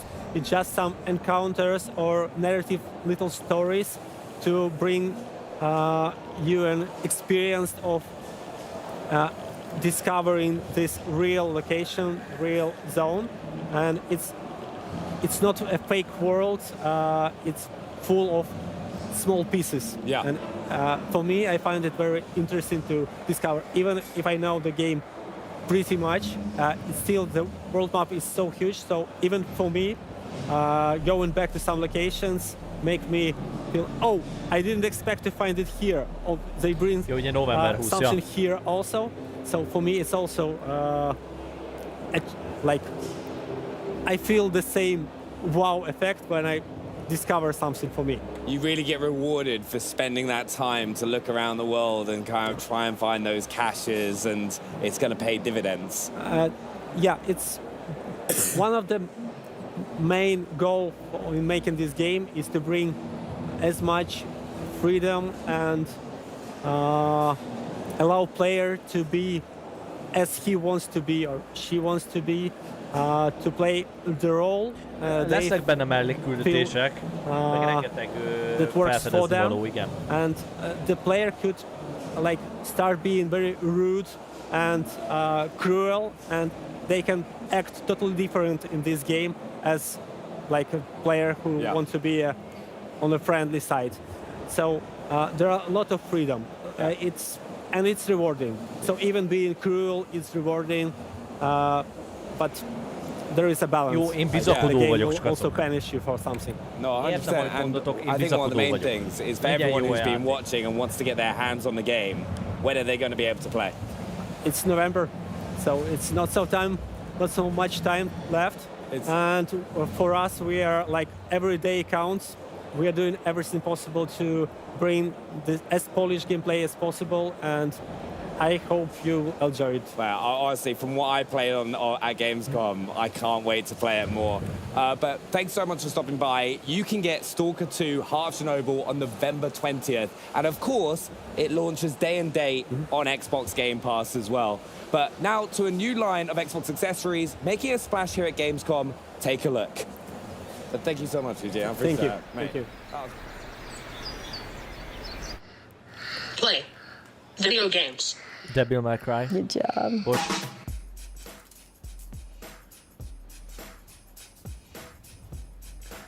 Leo has issues with his motor ability. He doesn't have access to a lot of things. There's so many disabled people that deserve a shot to be. Most remélhetőleg azért az Atomfallból azért mutatnak még olyat, amiből látni is valamit. This is my Xbox adaptive joystick. It allows her to use the controller without using both hands. It just clicked to him. This is a joystick, I manipulate the character, and this is how I'm gonna move myself. Lejjebb vettem. Elvileg most jónak kell lennie. Köszi, hogy szóltál. This is my thumbstick topper. You can get different sizes, and this is what I need to make it easier to maneuver. You can get bars from the Xbox lineup. Then you can go somewhere else and get. Nem lesz baj a Stalkeres, azok ne aggódjatok, csak borzasztóan rossz minőségű videót mutattak belőle. Csak így nem tudom, hogyan akarnak még jobban rá izélni embereket, hogy nézd itt a Stalker, nagyon jó, és mit látsz belőle? Tehát itt ez a probléma. I can at least hit the gas for him, then he can control the rest. Having the joystick levels a playing field for him. Your character, he can fight. He can do everything you can't do. He enjoys winning and will definitely let you know when he does.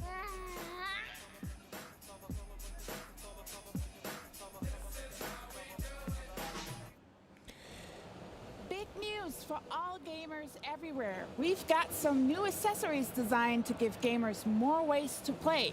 And here with all the details, please welcome Xbox Principal Designer Chris Kujawski and Senior Accessibility Product Manager Caitlin Jones. Welcome to Gamescom. Thank you. Yeah, thanks for having us. How's Cologne treating you? All good? I love it here. Yeah.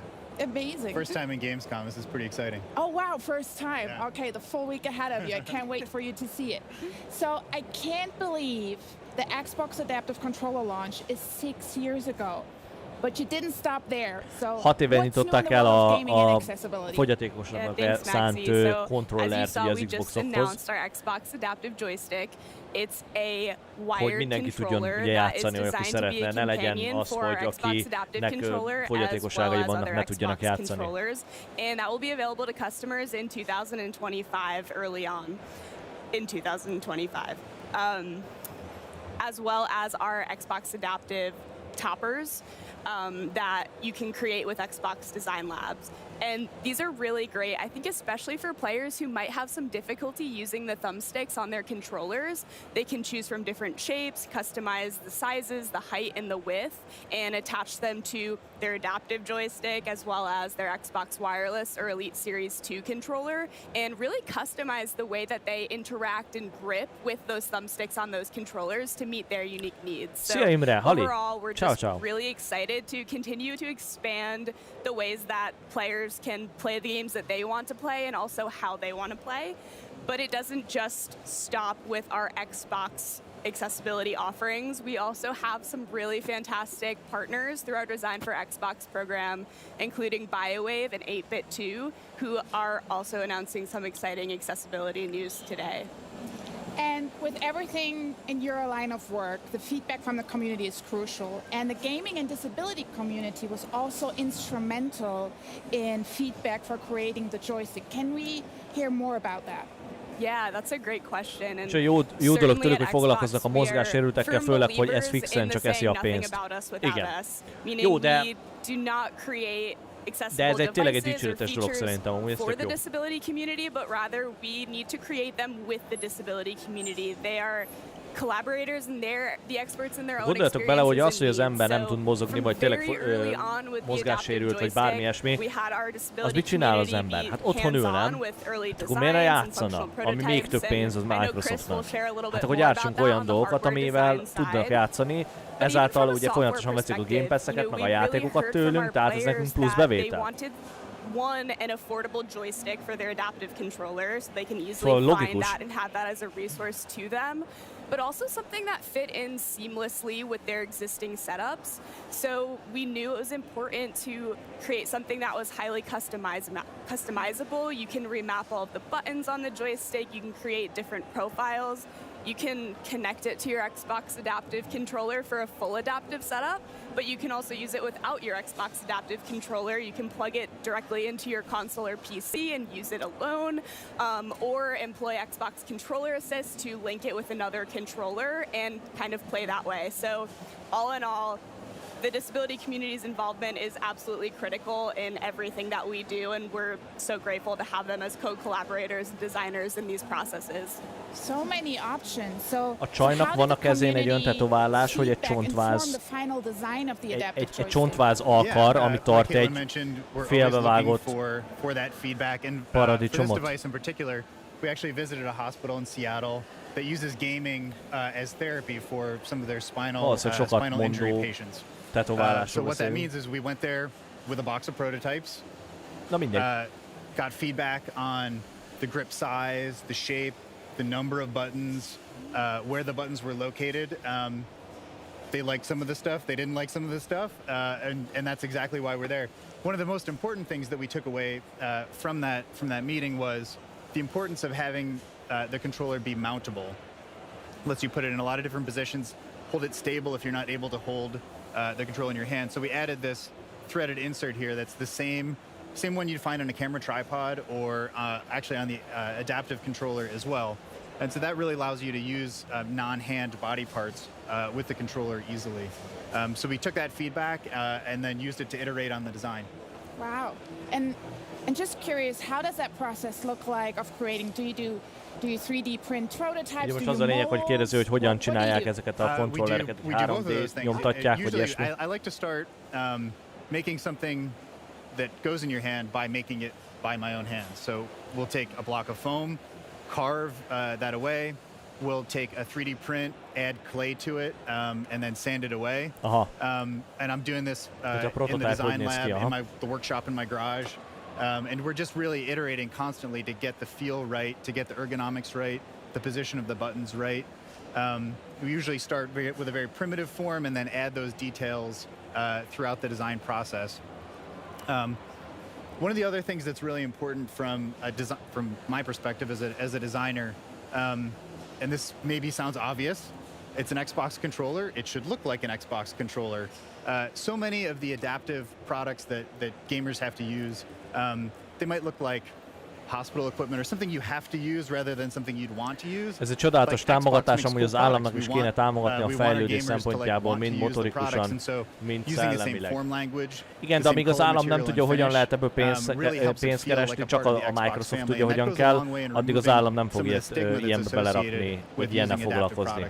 Ha le tudja húzni az embereket rohadt nagy összeggel, akkor hirtelen elérhető lesz majd az összes ilyen dolog az állam által is. Addig csak amíg a Microsoft tudja, hogyan lehet lehúzni az embereket, addig a Microsoft fogja ezeket megcsinálni.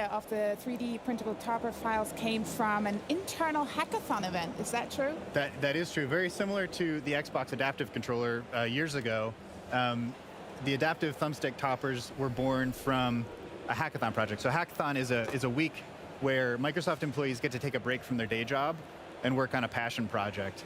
And this particular team was inspired by really the high cost of adaptive accessories, doing custom setups like that. Ha logikusnak logikus, csak szerintem undorító és szánalmas, hogy a fogyatékkal élőknek van így is rengeteg pénzkiadás, a kezelés, stb.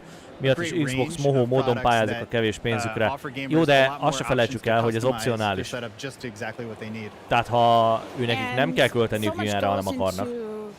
The creation of these accessibility offerings, and especially what did the development for the 3D értem, mit mondasz amúgy, tehát abszolút megértem, de hogy ez teljesen opcionális.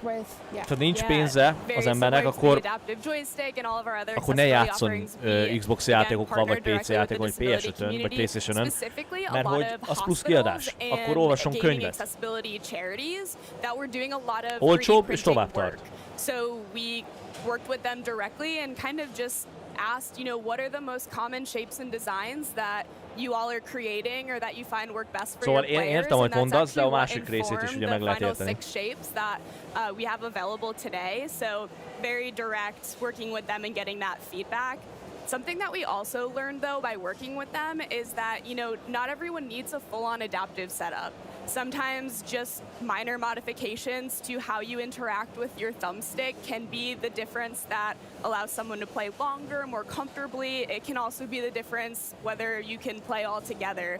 So based on that, we did want to create something that was available, discoverable, and easily customizable for customers, because through working with our disability community, again, more and more learnings nonstop, always coming in.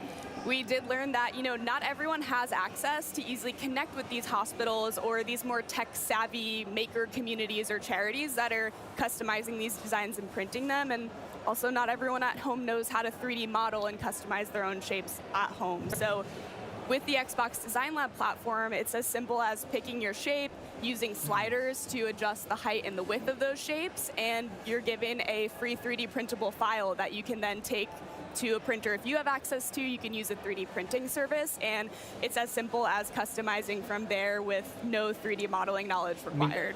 Borzasztó nagy élményet lábbal játszani, nem? Is that you not only support the community with creating accessories, you also support partners. Amúgy a műsorvezető csajnak, ő neki, bocsánat. Látjátok a nyakláncát amúgy? Van tipp, hogy ez mi lehet valakitől? Csak kíváncsi vagyok rá. Én tudom mi. Designed for Xbox partners who are just really committed to making gaming for everyone. Some of the specific partners that we've been working with recently on the accessibility front are BioWave. So back in May, they announced their Proteus controller, which is a modular controller that allows you to really build your own unique setup that works best for you. And very exciting today, that controller is now available. In addition to BioWave, 8-Bit Do is both announcing and available today their Light SE wireless controller. So all in all, you know, when it comes to accessibility, a rising tide floats all boats, and we're just excited that our players have more and more options within the Xbox így van. ecosystem. Jól mondtátok, Halo-ból a kard. Így van. Jó észrevétel.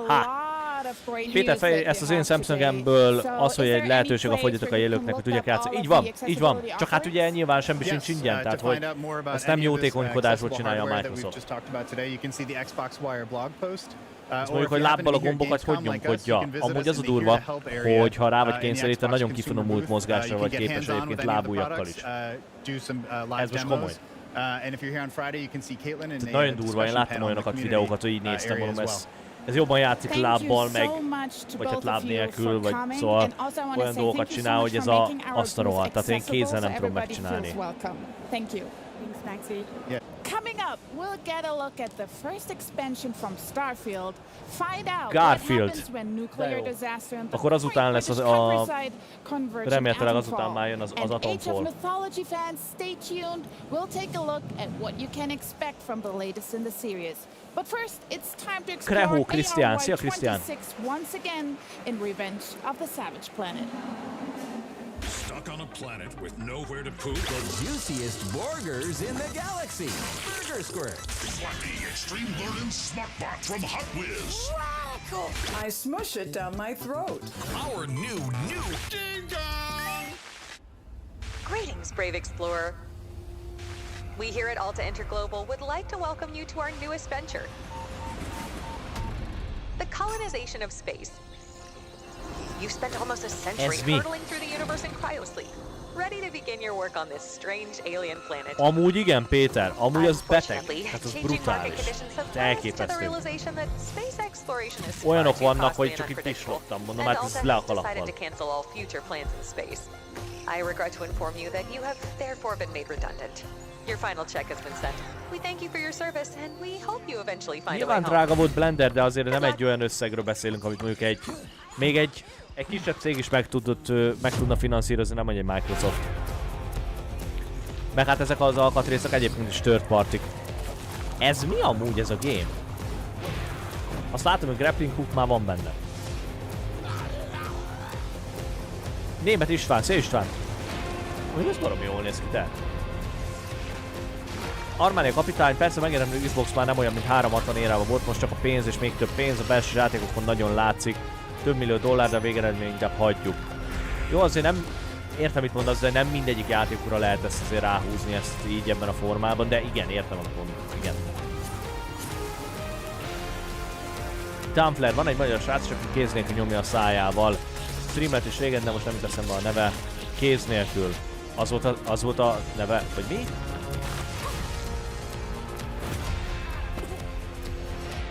Ja, hogy... Ja, oké, bocs. Félreolvastam. Jó.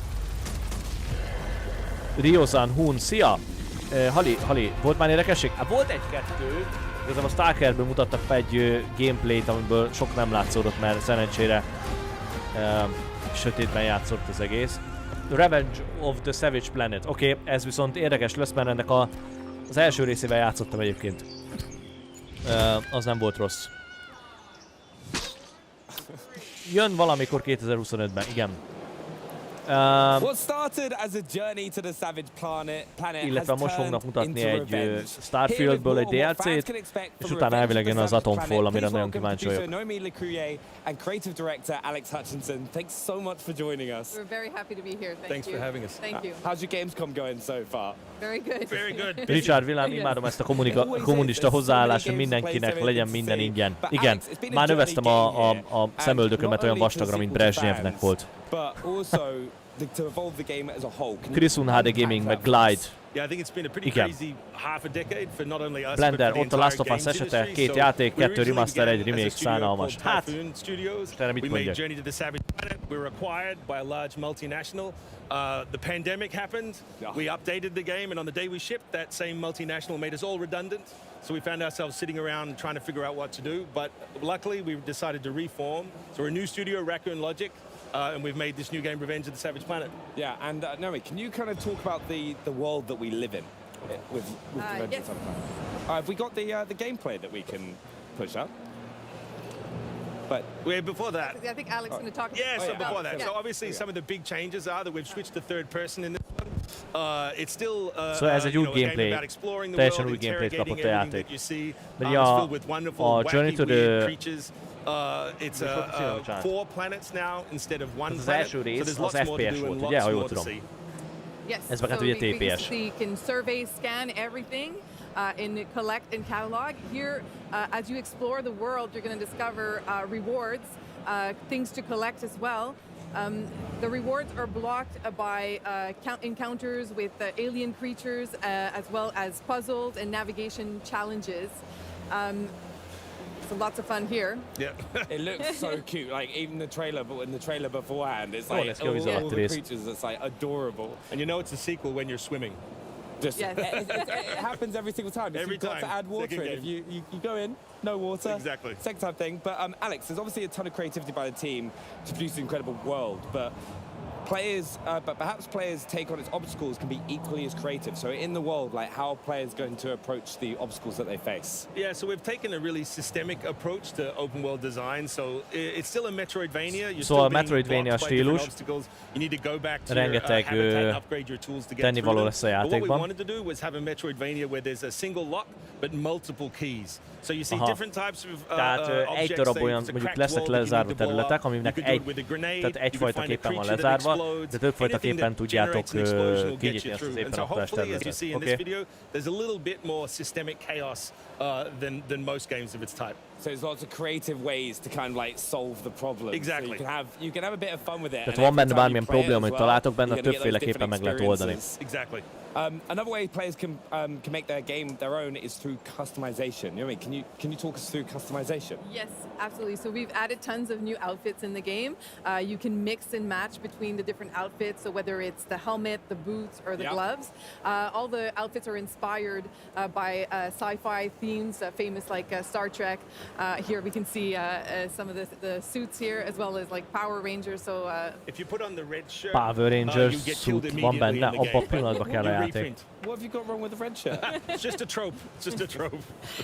You also have a habitat where you will find all the main modules, like you see here, the PC that you will use throughout the game. But there's also another section that you can fully customize with lots of things. So as you explore the world, you will find Alta crate containing Alta bucks. Micsoda? És poénból, amit sokat termelne a Spider-Man 2, miért nem adják ki? Ki fogják adni PC-re? Már ugye feltörték, tehát PC-n már végig lehet játszani a Spider-Man 2-t, nem hivatalosan. De hogy a hivatalos verziót azt mindenképpen ki fogják adni, csak úgy fogják időzíteni, hogy ahogy a Sony-nak jó. Yeah, so a lot of the team members have worked on different two-player co-op games, whether it was Army of Two or Far Cry 4. We've had a lot of success with it. We think it's an intimate way to play with your best friend, your partner, ja, igen, your és kid. osztott képernyőn kooperatívban lehet játszani a gémeket. Any way you can imagine. So there's not only network co-op, but there's split screen co-op. You can play on the couch and even cross-play, so you can play on any system with any other system. I love playing split screen games network as well. Co-op is működik, és couch co-op every is. single game that we get our hands on to do split screen, that was always the way I went and played. Perfect. Yeah, also, it's so good you've been able to return to this franchise and bring tons to the fans. This game looks so fun, it feels like fun, and went to create it. Alex, can you tell us what you think the magic is for this game and what makes fans love it so much? I think it's humor. You know, you see a lot of games that are very grey, very brown, very serious, and we wanted to get back to a world that was fun, that was upbeat, that was optimistic. We like the idea of exploring space because it's fun and you're going to find something exciting. You're not going to find Matt Damon on the moon, you know, eating poop mushrooms or Mars. So, like, hopefully people see that the humor is in the gameplay as well as the script, you know? That the joke we always tell is that, you know, I can write a one-liner that's funny once, but slapping your best friend to their death off a cliff is funny forever. Yeah, you can just kick them off in as many creative ways as possible. Like just trying to get through that cracked wall. But also, really importantly, when a player is going to be able to get their hands on the game. So it's going to come out sometime next year, 2025. For more info, you can go on the website, Savage Planet Game, and wishlist. Nézzünk Atomfall. Please wishlist. Mutassatok Atomfall. Yeah, and honestly, I can't wait to come and have a go with it as well. So thank you so much for joining us as well. And have you got any final words as well that you want to share with fans? No, we just please wishlist on whatever platform you like, and we'll show you some more gameplay soon. No, honestly, thank you so much. But coming up, most Starfield jön, meg Age of Mythology. At a turn with a new story in Starfield's first ever expansion, Shattered Space. Viszont új sztori is lesz. Check out an action-adventure game about hope, robots, and the power of words. This is DUSTBORN. DUSTBORN. We need to stick together. We need to be a crew. We're on the run from people with space guns built into their arms. Ez jó volt. DUSTBORN isn't about making the big and immediate choices. It's about the little things that add up over time. The words spoken that affect relationships and moods, the decisions that stick with you and play out when you least expect them to, the actions that push your relationships in new directions. I guess this explains why you're suddenly so eager to chase after the robots. Oh, keeping secrets again, huh? It's about making tough choices, about how to deal with the people in your crew, grafikás, how to manage TPS them, and pull them together to do the job, and to make the compromises necessary to reach the end of the road, and your own personal goals. We'll be taking a different route north. Ha kapok rá kódot, akkor lehet, hogy kipróbáljuk élőben, ha úgy van, mit szóltok hozzá. I would actually like an explanation. I concur. Think of the game as a way to write your own comic book as you play. Each chapter or issue starting with a new cover displaying what you're about to experience, and each of them ending with a comic splash screen. These pages present key choices made in the previous issue that could have an impact later on. Whether a dialogue line or event plays out because of a choice made by the player, an icon will appear in the top right corner of the screen, allowing you to really get a sense of what could have gone differently. Stop it! Oh, what the hell, Pax? What now? Drive. In the comic splash, you'll have access to more data, such as global stats about how many other players received this particular consequence, allowing you to gauge egyébként erről a Secret Level bejelentésről mit kell tudni, mik az elképzelések, mert nekem nem jött rá. Secret Level. Which can have an impact on your relationship with them, but also on their personal endings. Are you just gonna hover? We didn't finish our chat? No, we were finished. I'm worried about az egyik szemes ír, a másik meg kupak. More to say. I'm sure, but I was done. Every key crew member Micsoda nyári Krisztián, sajnos anyagilag nem tudlak támogatni, de a legelejétől végig lájkolom minden videót, a számít. Persze, egész nyugodtan, köszönöm szépen. Persze, tökéletes. Each coda is illustrated by a comic book style splash screen. Meg ha megosztod a videóimat, az még többet számít, bizony. The player can at any time access the character codex to see which coda is the current favorite. The crew respects you. When you're unhappy, they feel it. I'll keep that in mind. Whenever a dialogue choice or action affects a coda, the screen will display a coda emoji, along with an animation that tells the player how important this choice was. It'll be up to you to decide how the road trip goes and how your relationships will evolve. Nagy Norbert írja, az Nvidia új applikációja ad ingyenes Game Pass. Na, az király. Will Theo loosen up with the crew or favor his boss status? Will Ziggy resolve her sister issues with Pax? Discover how it all unfolds in DUSTBORN. Available now. What's the name of your band? We're the DUSTBORN.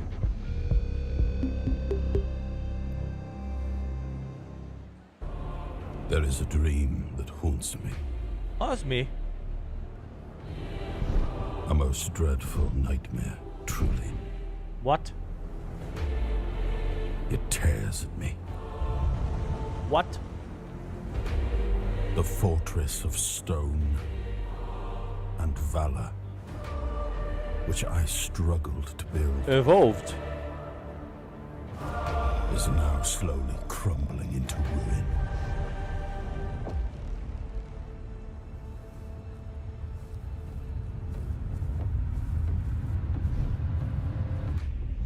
The land caught in a perpetual autumn.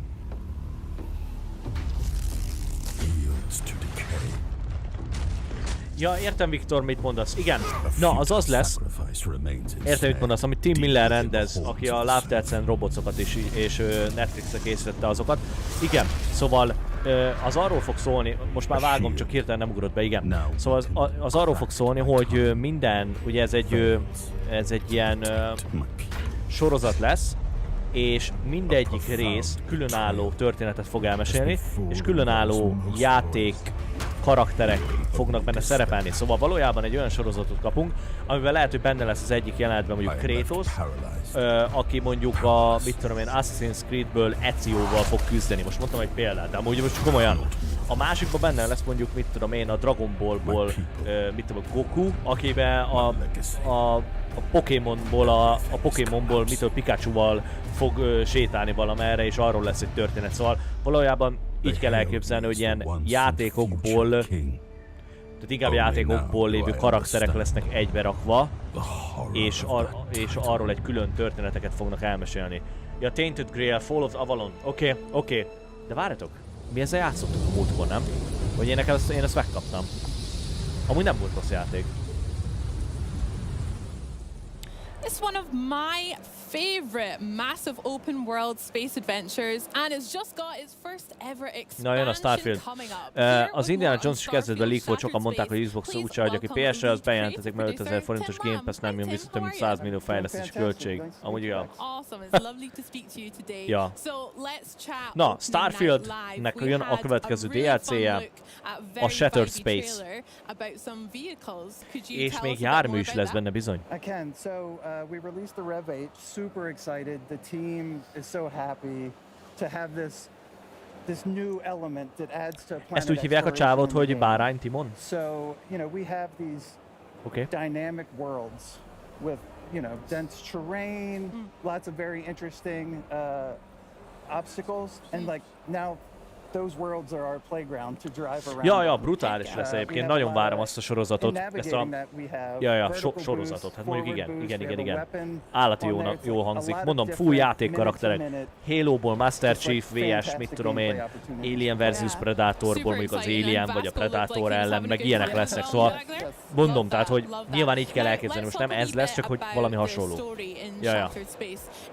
Tök jó.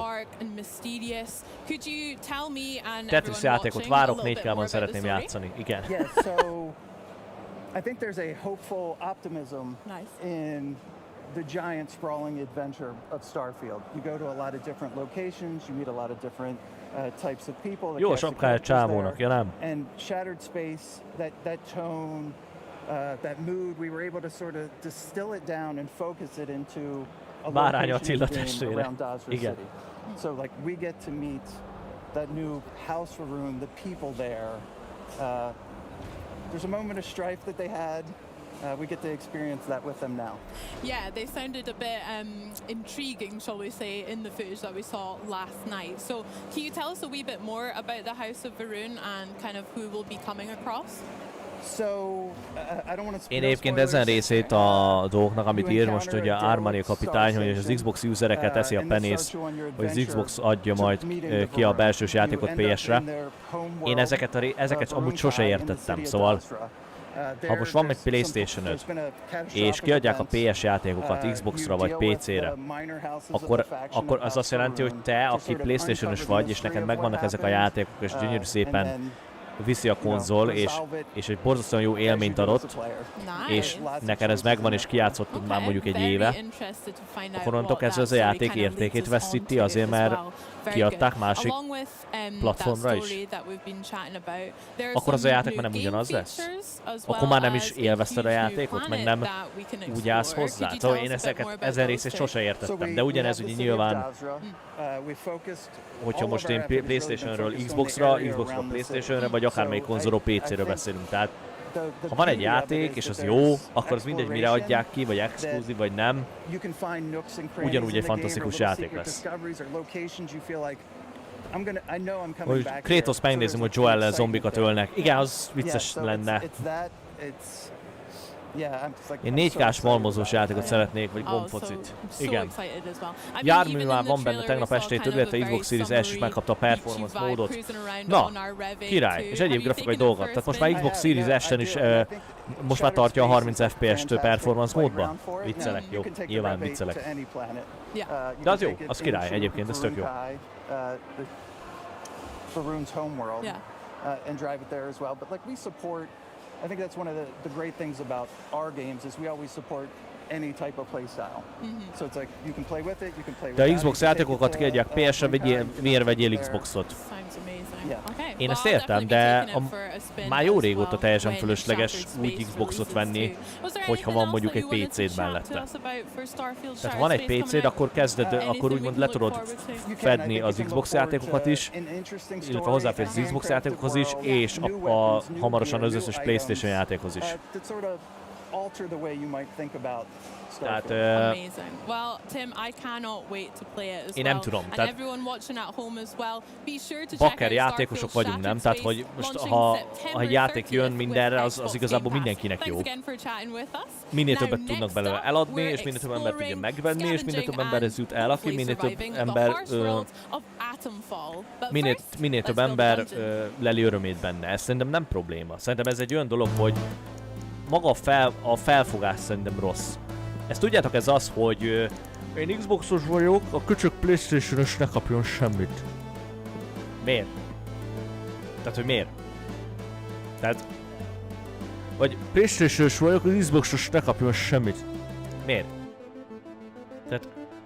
Mindegyikre van tök sok jó játék. Játékos vagy. Semmi különbség nincs te, azért mert Xboxos vagy, meg egy másik ember, aki PlayStation-ös között. Mindenki szeret játszani, és ez a lényege. Ez micsoda megint? Hát fölidegesít ez a 2-bites zene. PC-re se kell, mert ott a cloud gaming, amihez csak egy Game Pass előfizető kell, és még a hűtőn is fogsz tudni futni bármi. Amúgy igen. A Starfield az nagyon drága játék, valami sci-fi játékról hallottam, hogy ami $300 lesz. A Starfield az benne van a Game Pass-be, és 5000 forintért végig tudod vinni az egészet oda-vissza 4-szer. Szóval amúgy jó áron van. De azért nem mindenkinek van pénze erős PC-re. Én ezt értem, Blender, ez igaz. De hogy... Jó, én ezt értem, de most ha azt nézzük, akkor még mindig ott vagyunk, hogy akkor egy Xbox Series, nem tudom, Series X kerül mondjuk, mit tudom én, 150 000 forintba, vagy 160 000-be, veszel egy PlayStation-t, egy PS5-öt, ami megint, tudom én, 160-170 000, az 320, az igaz, de akkor 320 000-ből lefettél 2 platformot. Azok a játékok PC-n ugyanúgy elérhetők, tehát valójában azok igazából nem kell, tehát akkor ezért PC-t nem kell venned. Tévéd mindenképpen van, mert hát az emberek 99%-ának azért van tévéje, tehát van mire rákötnöd, tehát valójában 2 egyszerű konzollal, ami cost-effective termék, tudsz játszani kb. Mindennel. Szóval, tehát amúgy értem, mit mondasz, de hogy direkt ezért kerül ilyen olcsón, vagy ilyen kevés pénzben most relatív, hogy ne kelljen venni, mit tudom én, olyan PC-t, amiben csak a videókártya 400 000.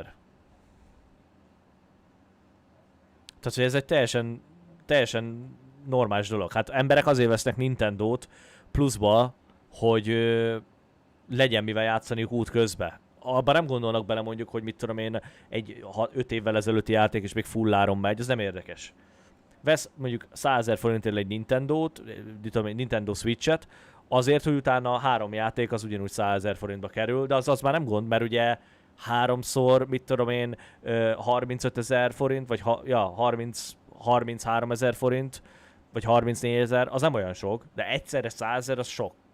De minden hónapban kiadni mondjuk, mit tudom, venni egy-egy játékot, az nem annyira vészes.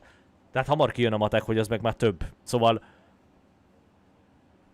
akkor az valamiért mégse zavarja az embereket, nem tudom.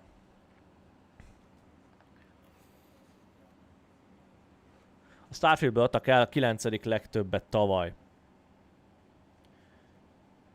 Ami azért abból a szempontból egyébként dicséretes, hogy tényleg ilyen 4-5 000 forintért benne volt a Game Pass-be.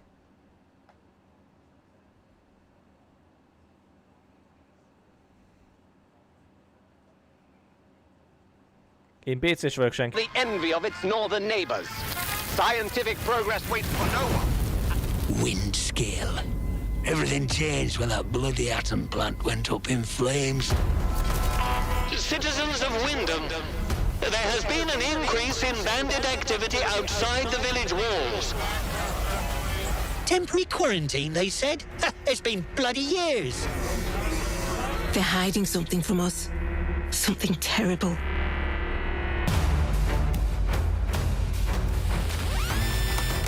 My name's Molly. You got out to trade? I got bits and bobs for sale.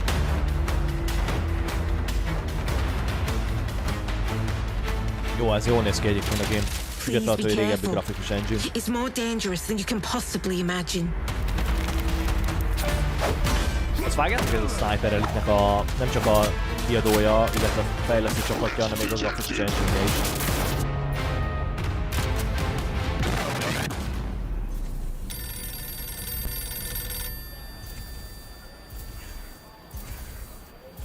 Ennél azért kicsit többet kérek, márciusban jön. It's mystery mixed with folk horror weirdness, all set in a not-so-idyllic post-war British countryside, and believe it or not, it's based on a true story. Really? Well, here with more on Atomfall, please welcome Creative Director for Rebellion, Ben Fisher. How you doing, pal? How you doing? Welcome to Germany. Thank you. First time here, or? Been here for Gamescom before. Yeah. But not with a game quite like this, right? No, let's talk about that, Ben, actually. You're right, Henry, because this is a huge departure from Rebellion's most famous series, let's call it, Sniper Elite. Can you tell us about this sudden change of pace here? Sure. I mean, it's similar and it's different in different aspects of the game. So we always value sandbox exploration and giving the player lots of freedom in their objectives. At the same time, this is a survival action game with some sort of RPG elements, skills, the story of the game unfolds as you explore. It's kind of a mystery game, so tonally quite different to Sniper Elite. I love the exploration side of it. I mean, from what we just saw in the quick trailer, there's a lot going on. It's not just one sort of trope that you're sticking to. There's a lot to unpack. So maybe as we're checking out some gameplay that you brought along that we can experience, we can jump into some of the influences that have made it into this title. Because, like I said, it's a lot going on here, man. So let's check out some of this gameplay as well. No. Got to start off with a post box. Yeah. So FPS. I mean, it's on your T-shirt as well. It must be quite a core feature of Atomfall, I assume. It is actually. So, as you explore the world of Atomfall, you're uncovering a mystery. You're discovering what's happened in this post-apocalyptic quarantine zone in 1950s north of England. Different characters will ask you to do things for them, and they might help in return. And one of the characters that you can interact with is this mystery phone voice. You don't know who they are, you don't know what they want, and you have to choose which characters you trust and don't trust in your exploration. Kind of like Bosley, Charlie's Angels vibes coming through the phone. Yes, yes, exactly. I like that, that's cool. You know, speaking about the story, and Henry, you mentioned it earlier, true story, like what is Surely that about? Yes, well, yeah, it's based Úgy on... látszik az, hogy egy csomó olyan asszetet használnak, ami TPS játékhoz vannak készítve, például úgy sütöttem, ez itt ez itt hátul, itt ez a rész, nagyon csak felbontás ami FPS nézőtől hamarabb észre lehet venni egyébként, mint ugye TPS nézetből. Tehát TPS nézetből ez egy optimális textúra, FPS nézetből már egy kicsit mosottas, amit látszik. De nyilván még nem végleges. Ryzen Hun, ez a Falloutra hajazó game, ugye? Igen. Csak ez nekem mondjuk 100-szor jobban bejön, mint bármelyik Fallout. Like I say, we value that kind of sandbox exploration and player freedom, and then combine that with the sort of unique Britishness, and that led to the environment that we've got in the game. So it's kind of an alternate history story, and it's a mystery that you uncover what's happened.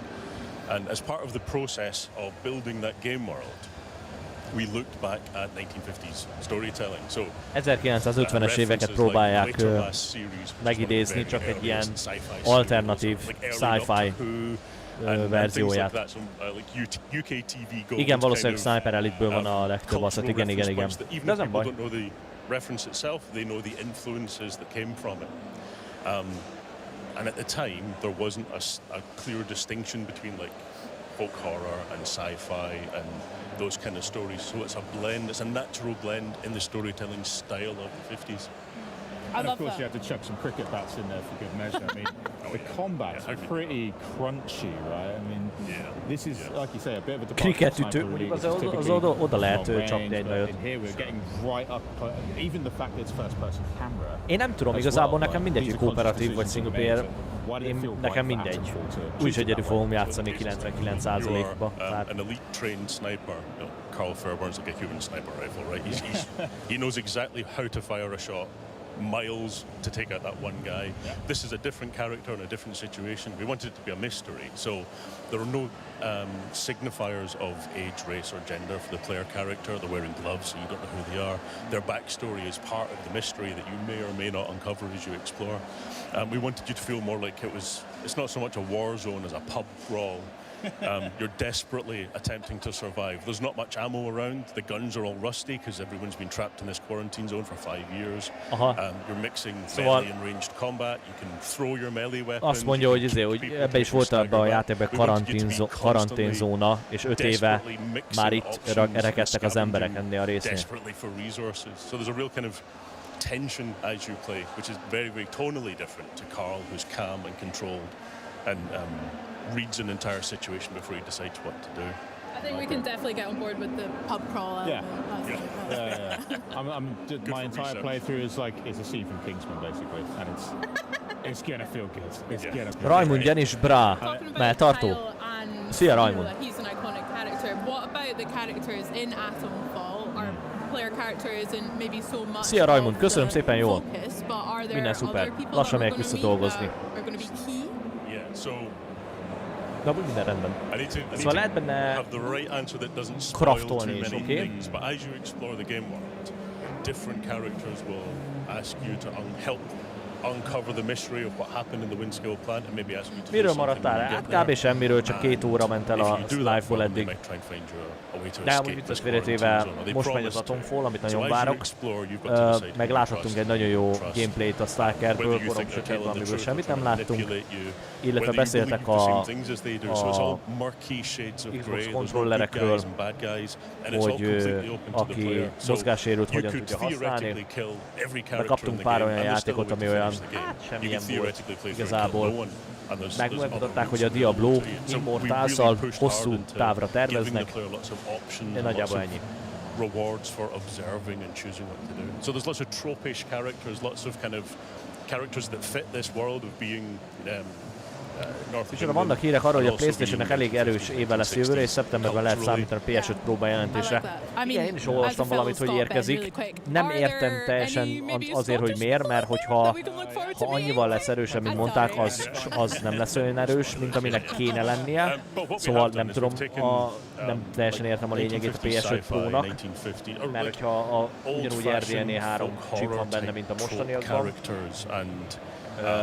Cold War scientist trope és valójában ebbe is már bele tudják rakni a Fluid Motion Frames, ugye az FSR-rel, amivel gyakorlatilag sokkal nagyobb teljesítmény, sokkal több frame-et el tudnak érni a jövőben, illetve azzal a megoldással, mint hogyha kiadnának egy kicsivel erősebb konzolt, mert sokkal nem lesz erősebb. De ja, valami jön, és kíváncsi leszek rá, hogy tényleg mennyire lesz olyan, amilyen a PS5 Pro, biztos, hogy nem fog venni, mert nincs annyi játék rá, meg olyan, ami nem menne úgy, ahogy az tényleg jó lenne, de kíváncsi leszek rá, hogy tényleg mit gurít a Sony. Igen, meg hát amúgy nem ártana, hogy igen, tehát azért, amit most így Rifurb is írt, hogy amúgy nem lenne baj, ha lenne rá most úgy játék, mondjuk, vagy ilyesmi. Mert amik vannak, azok jók, csak az kevés. So I've spent all day watching people play the game, and no 2 playthroughs have been the same. People can approach it all very, very differently, get different experiences. As you explore the game, you'll find leads as well. So we don't have a kind of quest system. We've got leads that you piece together, clues that help you understand what's happening. So we built this puzzle box, this sandbox of interconnected options for the player, and then we just let them go for it. They might find a difficult, dangerous place and die, but we Steel Commando, uzsonnás doboz, tök király. Micsoda, igen, csak a PS-nek lesz erősítve, Fable, Doom, South of Midnight, Evolve, biztos vacak lesz. Amúgy igen, igen. Igen. Mondjuk a Doomot nagyon várom, bár ugyanakkor a fenntartásom is vannak azzal kapcsolatban, hogy mennyire lesz jó. Nyilván jó lesz. Most csak hogy így, hogy nem Mick Gordon csinálja a zenét.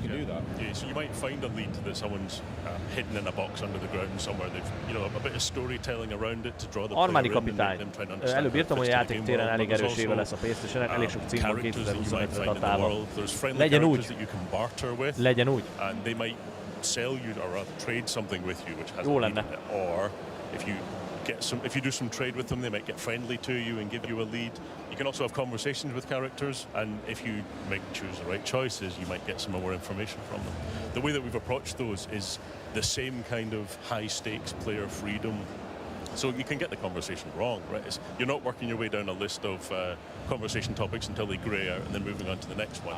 It works more like a real conversation. So if you judge their personality wrong and say the wrong thing, they might shut down and stop talking to you, and you've pruned a chain of leads that you might otherwise have found something interesting in the game world. So you're always having these influences and layers that you may even not notice are there. That sounds so smart. I can't wait to dive into that as well. That's so cool. I understand there's some crafting elements in that as well, and also, you know, metal detectors, scavenging. Can you tell us what that kind of looks like in Atomfall? Sure. So the player's desperately trying to survive and finding materials to help them survive. Yeah. So even if they find a gun, there might be 3 bullets for the gun. So they can find materials that let them craft things to help them heal or help them in combat, so Molotov cocktails and makeshift grenades and things like that. So you find yourself trapped into a corner and you can make these resources that help you survive. Like I say, we're trying to make sure that we find this sweet spot where you feel kind of desperate as you're trying to survive. As we want you to use everything that you find. We've made sure your backpack capacity is quite limited as well, so you're really pushed to make these difficult choices and decide even whether you want to engage in a fight or not, whether you want to avoid it entirely, you want to choose the right moment and try and take out 5 guys with a Molotov. It's all really, really high stakes. But it makes az Evolve az nagyon furcsa egy játék, ez több szempontból is egyébként szerintem. Mert kicsit olyan az Evolve, mint ilyen identitászavaros lenne a játéknak. Nem tudják az egyik pillanatban, hogy mit szeretnének bemutatni. Ez alatt azt értem, hogy mondjuk mit tudom én, ugye látunk benne ilyen sárkány lényeket, de látunk benne ilyen gombás erdőt, de normális erdőt is, értem, hogy fantasy meg minden, de hogy nem. Tehát, hogy kicsit olyan, nekem az Evolve olyan semmilyen, de hát nyilvánvalóan cáfoljanak rám. Mario az Unreal Engine 4 nem, ez elvileg a saját engine-ükkel megy.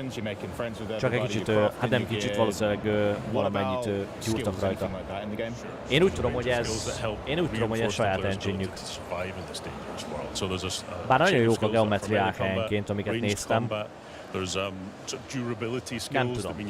Megmondom őszintén, nem tudom. And then also abilities that help your overall survival. Mert van egy-kettő rész, amit így láttam így a videón keresztül, ami nekem se túl acélos egyébként. Hogy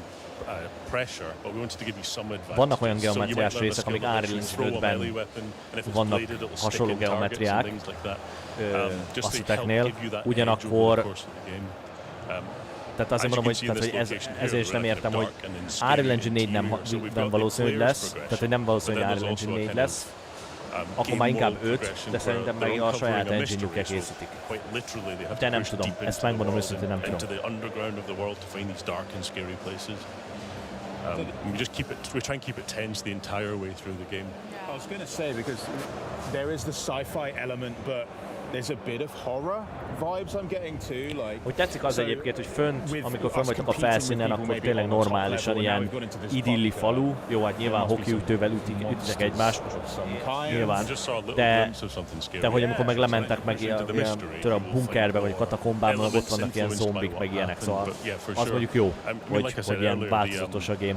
Storytelling style of the 50s and 60s didn't really have a division between folk horror and sci-fi. There was like a blend for a certain kind of story that was addressing the Cold War, but in a way that wasn't too political, I guess.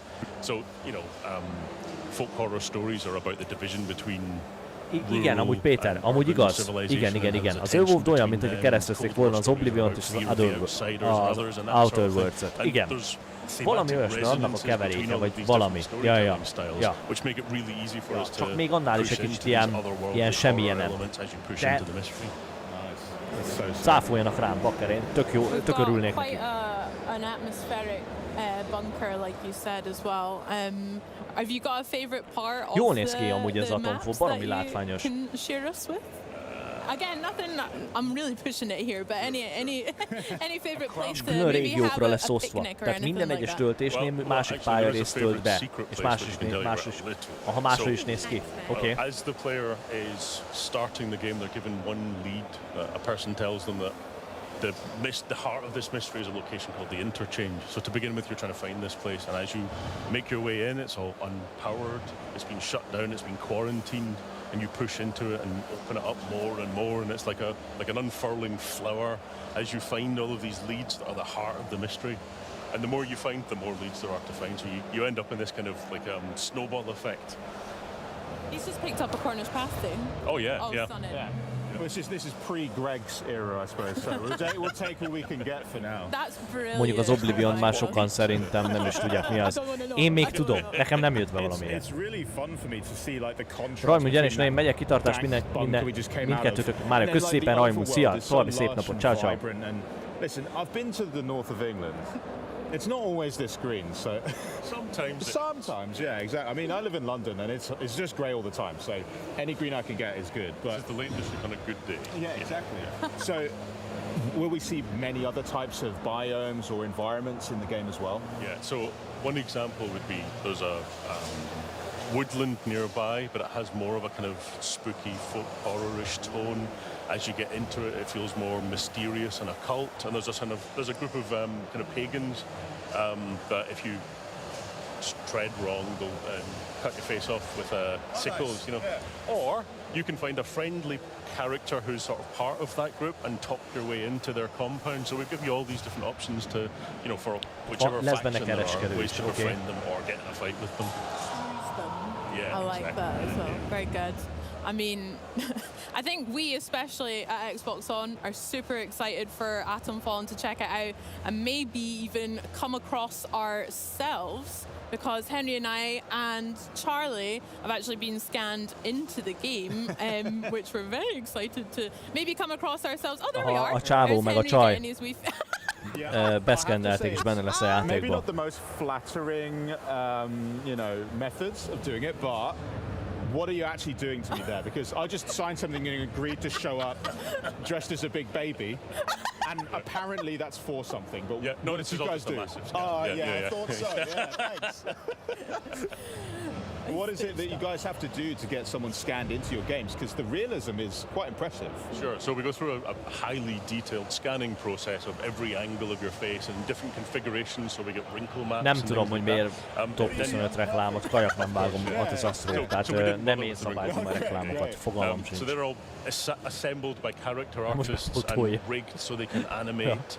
And then we, in the case of Atomfall, we then put that in a sort of character builder system. That means we can put costumes on the characters. We might grub your face up a bit because, you know, they've been surviving for 5 years without washing machines and soap. And then we just find exactly the right spot for each kind of memorable face in the game. I'm definitely looking out for where I am. If I'm on an enemy, that's okay. I've always wondered what I'd look like if I had a cricket bat to the face. So this is great. And you're going to be getting scanned in pretty soon. Yeah, I can't wait. As long as you put some fake eyelashes on me as well. I'll make a note. Yeah. Are you in the game as well? Have you been scanned? No, I haven't been scanned yet. Okay. No. You have to shave a beard off if you want to get. Yeah, you had to do that. That was fun. Yeah. It was just the beard that we had to shave. Right. Yeah, the rest was optional. Oh. Yeah. Whoops. Honestly, I cannot wait to play this game. Ekkora marhákat. Azt mondják, hogy le kellett borotválni ugye a szakálladat, hogy be tudjanak szkennelni normálisan. Azt mondja, hogy biztos, hogy csak a szakállat kellett leborotválni, mert alul semmi más nem kell. Azt mondja, hát az opcionális volt. We are going to be taking a little look at some other games, but your game's coming out in 2025 on Xbox Game Pass, which is great. But next up, we're going to be throwing it back with some Age of Mythology Retold. But before we do that, we do want to check out some new gameplay. It's Dragon Ball. Oh yeah, Sparking Zero. Dragon Ball. Új gameplay. Check this out. Szerintem Unreal Engine elkészítik.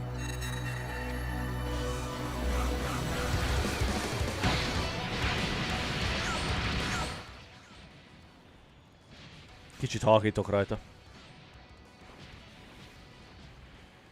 Hello everyone, I'm Marco Rizzo, product manager of Dragon Ball Sparking Zero. Thank you for joining us today in this exciting showcase. Today we will show you some new and exciting gameplay footage featuring characters that we have revealed during the opening night live. But before that, let me give you a reminder on the 2 single-player game modes that Dragon Ball Sparking Zero has to offer: episode battles and custom battles. Na. First up is episode battle. A nullás buborék. In this single-player mode, you can take the point of view of 8 different characters, including Goku and Vegeta, and enjoy famous battles from the anime. For each stage, you'll be playing through an introduction before heading into some of the most iconic fights in Dragon Ball Z and Dragon Ball Super. Micsoda, a szabógémik hol van ilyenkor? Elment virágot locsolni. Szabadságra engedtem. Next up is custom battle.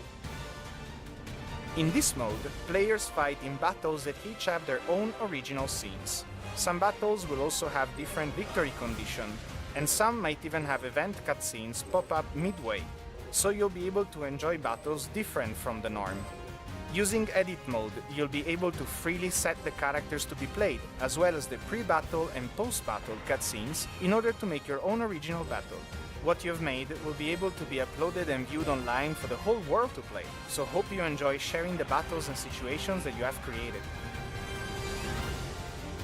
Na, exclusive fight now, video. The moment you've been waiting for. Coming straight from the Majin Buu saga, Ultimate Gohan is our latest addition to the roster. After his rigorous training, he is ready to show his power in an all-out fight against Kefla in her Super Saiyan 2 form. Enjoy!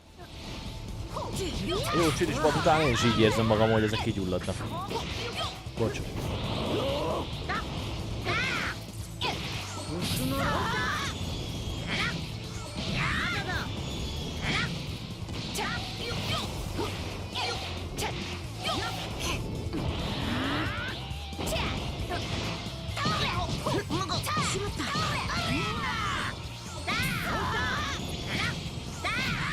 Gyerekek, én elszédültem.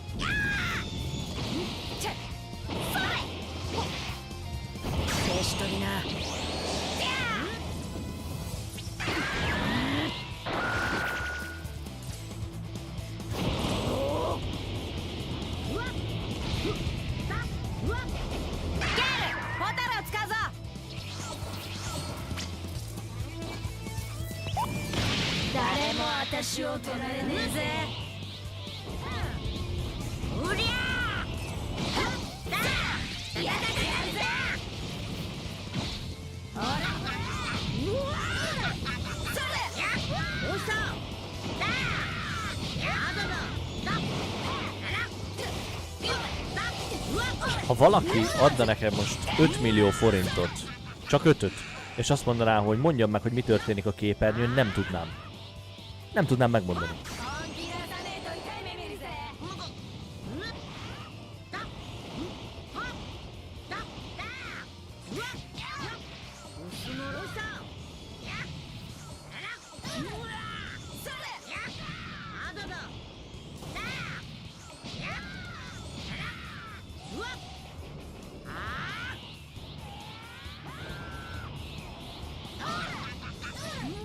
Ez amúgy egy játék? Az.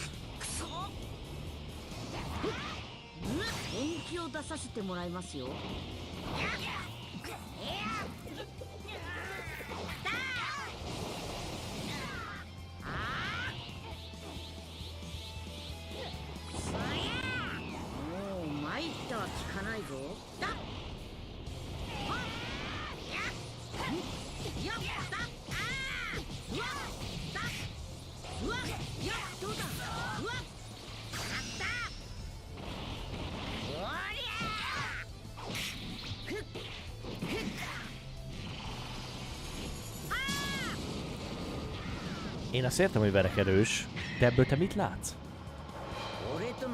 Sétál az ember a semmibe.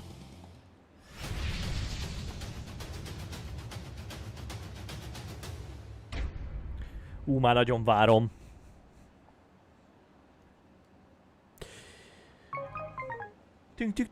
Na jó van, skacok. Nekem mennem kell. Bocsi. De muszáj, mert sajnos dolgozom. Igazából amit akartam, meg amit úgy ténylegesen szerintem vártunk, azt azért láttuk. Tehát azért az Atomfall az baromi jó lesz. Én nagyon várom, hogy tényleg így a Sniper Elite-nek a készítői mit készítenek, illetve mit fognak letenni az asztalra. Tetszett a Stalker is. Már amennyit láttunk belőle. Úgyhogy igazából ja. Nem tudom, ami nekem meg kicsit olyan... Mert itt azért volt, igen, tehát hogy én is tűkön ülök már, hogy mennyire jó lesz ez a Dragon Ball. Igazából a Diablóval úgy vagyok szerint, hogy az egy tök jó játék lesz, de hogy így egy újabb kiegészítő igazából az elfér.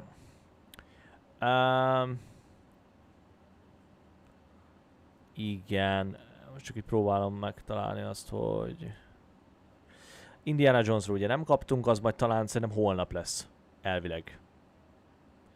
Tehát, hogy azt szerintem holnap lesz. Az Atomfall az baromi jó lesz. Ja, úgyhogy kiteszed ide a linket. Krisun HD Gaming. Persze, milyen linket? Az Atomfall atom jó lesz, meglátod. Igen. Kitartása munkához köszi a közvetítés. Nagyon szépen. Köszi szépen. Igen. Hát próbálok. Próbálom. Igen. Illetve holnap is lesz live. Ugyanebben az időben, tehát ez a 3-tól 5 óra 20-ig kb. És akkor ugyanígy a day 2, tehát ugye szerdán, csütörtök és pénteken, tehát ma, holnap és holnap után ugye lesz live, és ugyanúgy játékokat fognak bemutatni, ugyanúgy az Xbox házatájára, úgyhogy kíváncsi leszek, hogy a következő line-upban mik lesznek. Úgyhogy ja. Viszont most mindenképpen megyek. Gamescom-os, várjatok. Segítek. Ezt még akkor belinkelem ide nektek. Egy pillanat. Igen. Itt is van. Tetjék. Tiétek lehet a link.